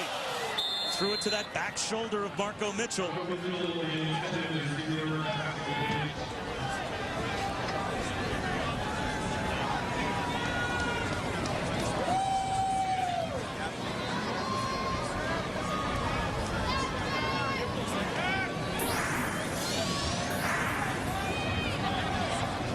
.231 remaining. Again, with no timeouts for Nevada, do you feel like you have to take shots at the end zone from here, or can you still throw an intermediate route? You got to be careful. I think you got to score as fast as you can. Kaepernick inside the 5. There's the flag. Nolan Carroll draped on the backside if you don't of McCoy. And if you don't score fast to that point, then the whole game will be determined on that onside kick.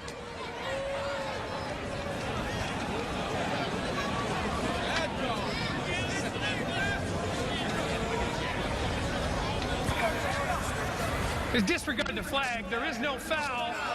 The ball was tipped at the line of scrimmage. There could be no pass interference. When they say the ball was tipped, it came out at least looking pretty clean. Let's take another look and see if it was indeed tipped. Wow. If it was tipped, it was not tipped as obviously as the officials, I think, made it sound. And now they're going to review and see whether or not the ball was tipped. The ball does, Brock, at least it seemed as if the spiral started to get a little bit more wobbly about halfway through the pass, and maybe that's an indication that it was deflected slightly, but you be the judge.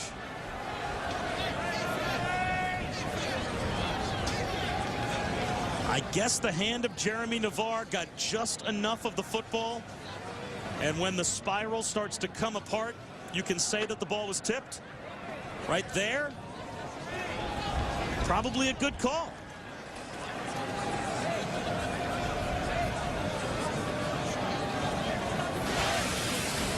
What do you think? Boy, that is a tough call, and anytime you start to get into judgment and you're evaluating the tightness of the spiral and judging whether or not the spiral became more loose after the tip, I don't see a clear cut. That view to me is not clear. Yeah, the only reason I say it is because it seemed like a pretty tight spiral. After review, the play stands as called on the field. Third down. It seemed like a pretty tight spiral as it was leaving Kaepernick's hand initially, and just after it passes the hand of Jeremy Navarre, the ball starts to wobble. Now, is that an indication that the ball was tipped? Well, I think this view is going to be a better view. And again, those replay officials are told if there is any reasonable doubt, if you have to make a judgment, you cannot reverse that call. I think a good call. So now it's third down. Kaepernick will tuck it under and run. Touchdown.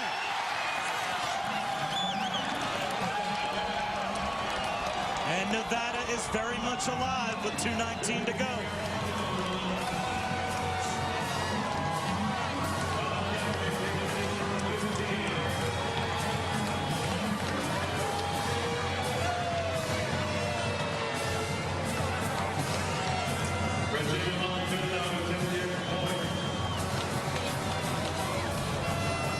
Don't you just like the guts of Colin Kaepernick to rebound today? You saw the statistics up there, 370 yards passing, a Humanitarian Bowl record, up near 400 yards of total offense.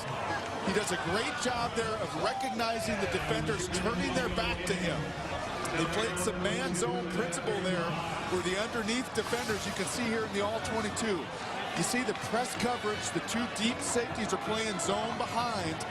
But anytime you see the press coverage, and now those backs turn to you, and you are a running quarterback, those eyes are not on you, gives you a great opportunity to use your feet and score. One of the rare times we've seen today that coverage. And I guarantee you if Colin Kaepernick was 100%, Maryland would not have been in that coverage. They gambled he would not be able to run and score, and they gambled wrong. So now with no timeouts left, Nevada is compelled to go for the onside kick.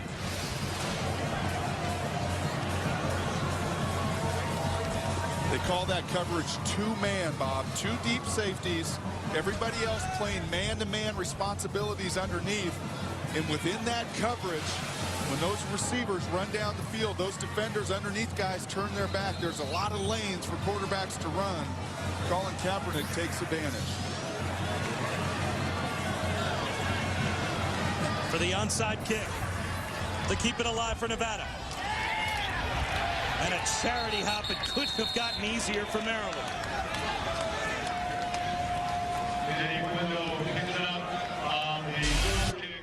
Well, Jaco kind of bunted it. Instead of that technique you see a lot of place kickers use for an onside kick, which is to launch it high. And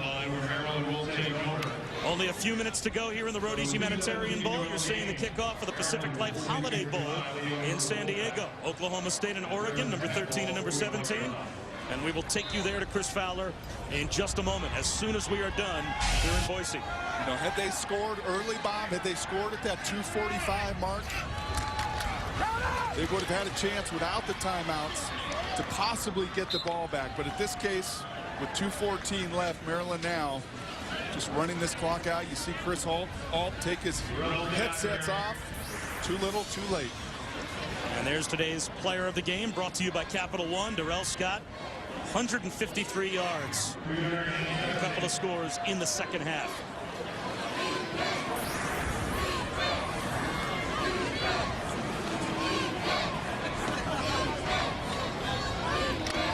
Maryland deliberately breaks the huddle with the play clock at 7, taking as much time off the game clock as they can.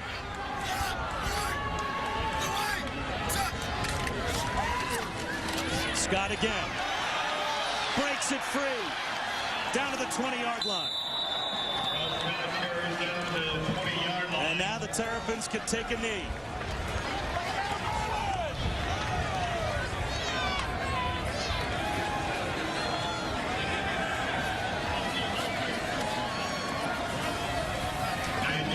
Wow, that's a lot of Gatorade, isn't it? And a cold day. We have 2 or do we have 3? See 2. This is not the day that Ralph Friedgen wants to get wet. But I guess if you're a senior at this point, what can he do to you? What's he going to do? Make you run extra laps? Spring practice?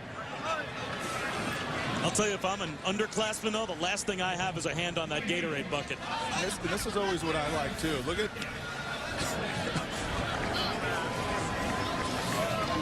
Look at Dave Philistine. If you get a shot at number 34, Dave Philistine, he doesn't just have the bucket. He's actually got the Gatorade dispenser and a Gatorade cup. He's going to try to tag team.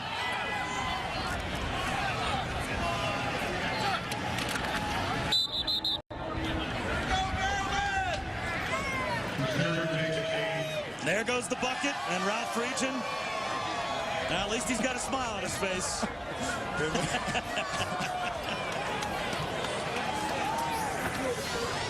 Ralph Friedgen, at least during his career, about to improve to 4-2 in the 6 bowl games as the head coach at Maryland.